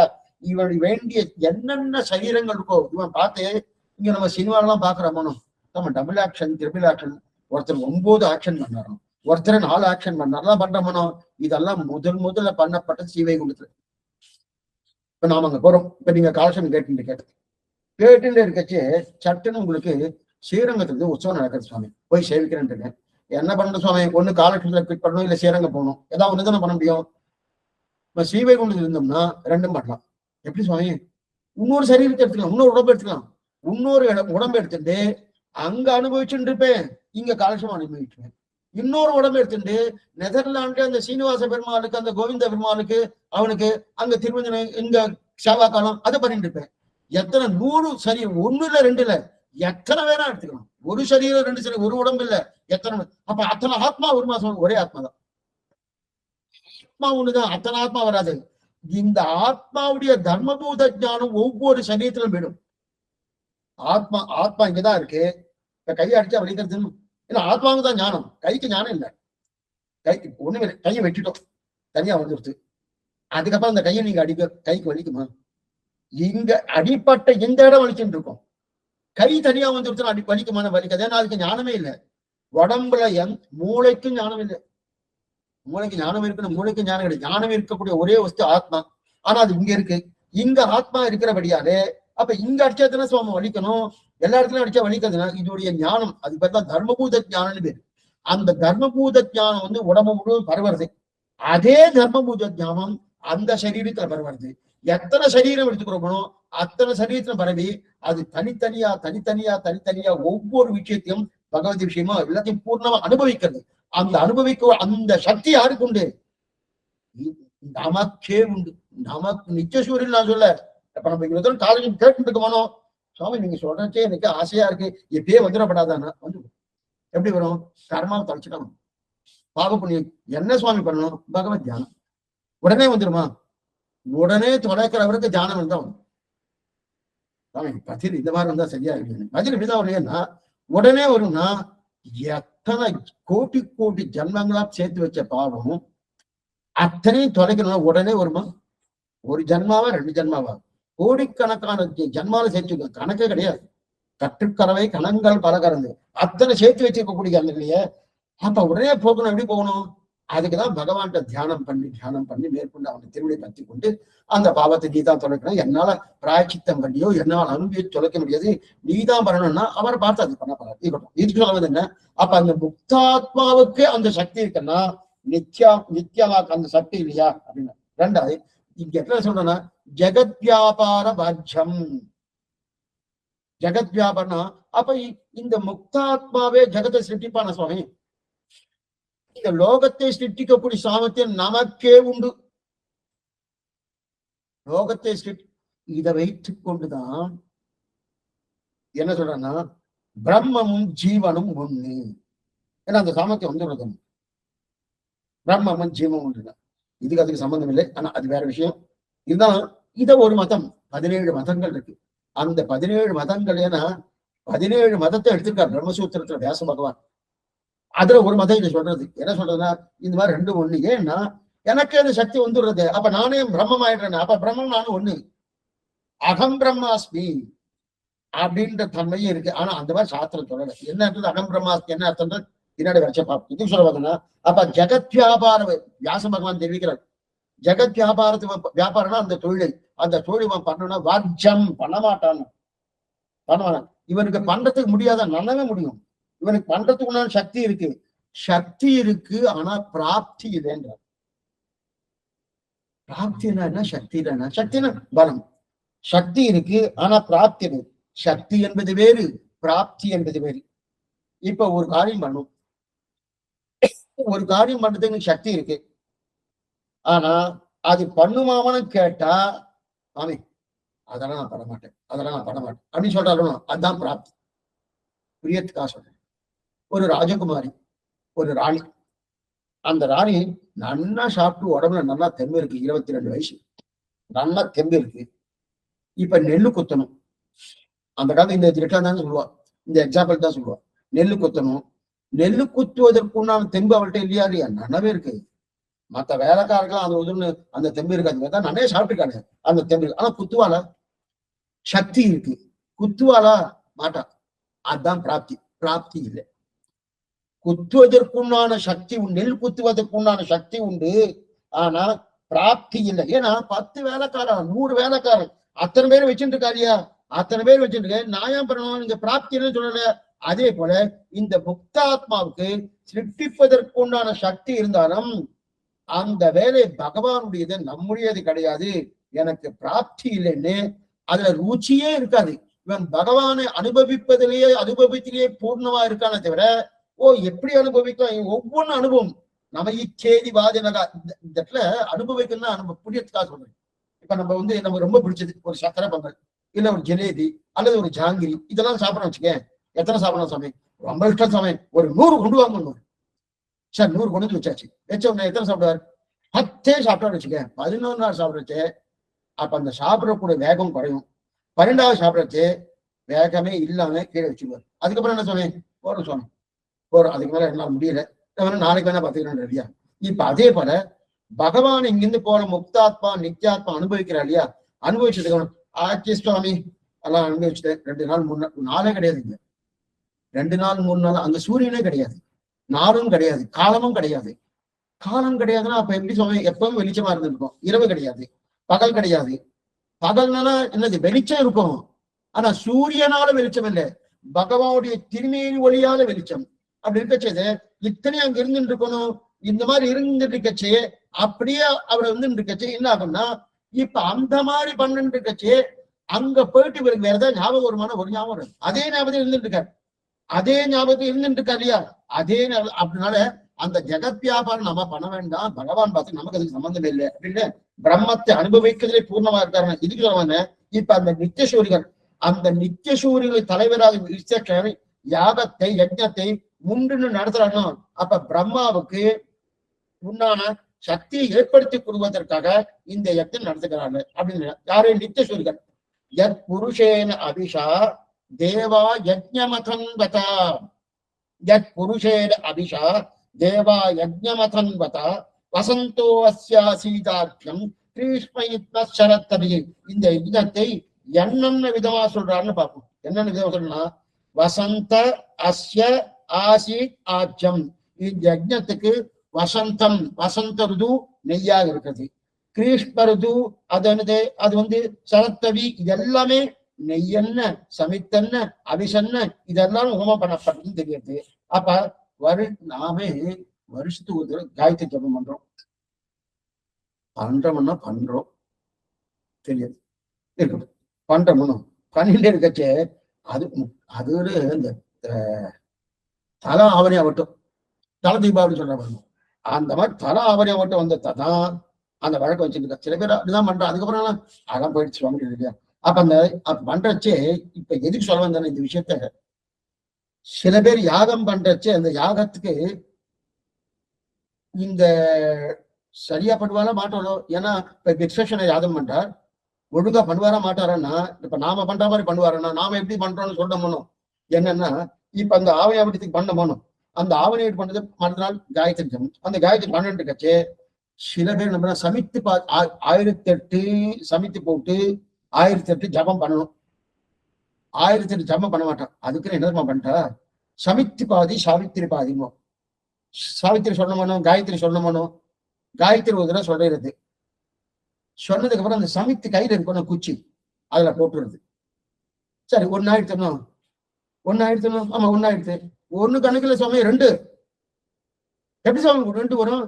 நீ வந்து காயத்ரி ஒரு தடவை சொன்னேன், காயத்ரி ஒரு தடவை சொல்லியிருக்கேன், சமித்து ஒரு தடவை போட்டுக்கணும், அதையும் கணக்கு பண்ணுவோன்றார். இதான் சமித்து பாதி சாவித்திரி பாதி. அப்படின்னா இப்ப 1008க்கு 504 பண்ணாலே வரும். அப்ப வந்து இது தப்பு கணக்கு, இது சரி கிடையாது.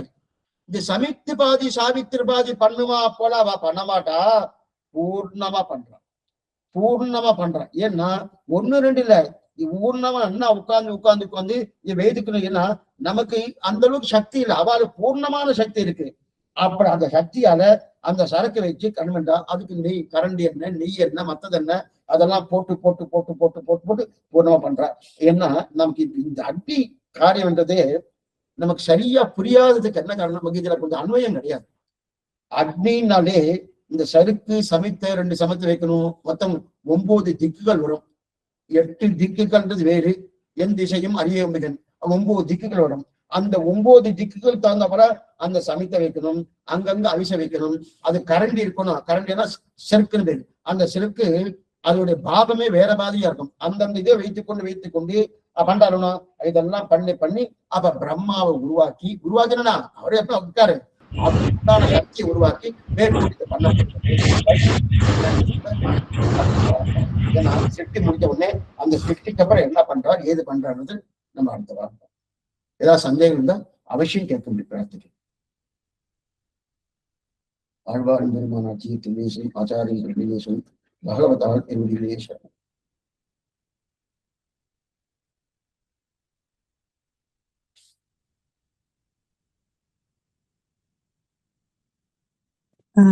ஒரே ஒரு கேள்வி மாமா. இப்போ நம்ம வந்து பகவத் ராமானுஜர் சேவிக்கிறோமோனோ, அவரை நம்ம சொல்றோமோனோ, அவர் வந்து ஆதிசேஷனே ராமானுஜரா வந்து உத்தரிச்சா நம்மள அப்படின்னு. அப்போ அவரை நம்ம முக்தாத்மாவா இல்ல நித்யாத்மாவா? அவர் நித்யாத்மாவா, ஆதிசேஷன் நித்யாத்மா வந்தார். அந்த நித்யாத்மா தான் இங்க ராமானுஜரா வந்து அவதாரம் பண்ணார். அவர் முக்தாத்மா கிடையாது, அவர் நித்யாத்மா. ஆதிசேஷன் நித்யாத்மா. ஓகே, அப்போ புனராவர்த்தத்தை அப்படி சொன்னோம் அப்படின்னா வைகுண்டத்துக்கு போனவா மறுபடியும் அங்கிருந்து வரமாட்டான்னு தானே சொன்னோம். இப்ப வைகுண்டத்துக்கு போனவா வரமாட்டான்னா யார் வரமாட்டா, இங்கிருந்து போனவான்னு சொன்னேன் இல்லையா? ஆமா, அதான். அப்ப அங்க இருக்கிறவான்னு சொன்னேனா? இல்ல, ஓகே, புரியுது. ஆமாமா, கரெக்ட். அவன் நித்தியசூரி இங்கிருந்து போனவா இல்லையே? Correct correct. அதனால ஆழ்வார்கள்லாம் நித்தியசூரியனுடைய அம்சம், சார்ங்கத்தின் அம்சம், கருடனின் அம்சம். கருடனின் அம்சம் பெரிய ஆழ்வார், பத்ரகவி ஆழ்வார். சார்ங்கத்தின் அம்சம் திருமங்கை ஆழ்வார். அது மாதிரி அதே மாதிரி ஒவ்வொரு மருவின் அம்சம், ஒவ்வொருத்தரும் ஒவ்வொரு அம்சம். அந்தந்த நித்தியசூடைய அம்சமாக தான் ஆழ்வார்களுடைய அவதாரம். அதனால இவ வந்து நம்மாழ்வார்கள் விக்ஷனுடைய அம்சம். அதனால நித்தியசூர்கள் திரும்பி வந்துவா. வந்துட்டு திரும்பி போயிடுவா. ரெண்டாவது முக்தாத்மாவோட திரும்பி வரலாம் பகவத் சங்கல்பத்தால். பகவான் பார்த்து நீ போயிட்டு இந்த மாதிரி அவதாரம் பண்ணிட்டு வரனா அப்ப கர்மாவே கிடையாது. அவன் கர்மாவை தொலைச்சிட்டா. இங்க வந்து பிறந்துட்டு நமக்கு நல்லது பண்ணிட்டு நமக்கு உபதேசம் பண்ணிட்டு திருப்பி கிளம்பி போயிடுவான். பகவானுடைய அவதாரத்தை போல அவலம். ஆனா அதுல பிரதானம் வந்து நித்தியாத்மாவுக்கு தான் பிரதானம். ஏன்னா முக்தாத்மா ஏற்கனவே இங்க இருந்துட்டு போனவா, நித்தியாத்மா ஏற்கனவே இங்க இருந்தவா கிடையாது. அதனால அவளைதான் பகவான் அனுப்புறாரு. நீங்க போயிட்டு அதை கடந்துட்டு உபதேசம் பண்ணிட்டு வாங்குவோம் அப்படின்னு சொல்லி. அதுல சுவாமி ராமானுஜர் ஆதிசேஷன் அவதாரம், நம்ம விசேஷன் அவதாரம், ஒரு சார்ந்தவன் பஞ்சாயுதங்கள் ஒன் சங்கதைவால் ஆடியான் ஒருவனடியில் உள்ளானே. சங்கத்துடைய அம்சம்தான் பொய்கையாழ்வார், கதையுடைய அம்சம்தான் பூதத்தாழ்வார், வாள் என்று சொல்லக்கூடிய கத்தி நந்தகம் அதனுடைய அம்சம்தான் பேயாழ்வார். அதே போல சக்கரத்துடைய அம்சம்தான் யாரு திருவேஷி ஆழ்வார். இந்த மாதிரி ஒவ்வொரு நித்தியசூரிகள் தான் இங்க வந்து ஆழ்வாராக அவதாரம் செய்கிறார். அதனால்தான் அவருக்கு திவ்ய சூரிகள்னு பேர். புரிஞ்சது மேம். தேங்க்யூ. ஓகே.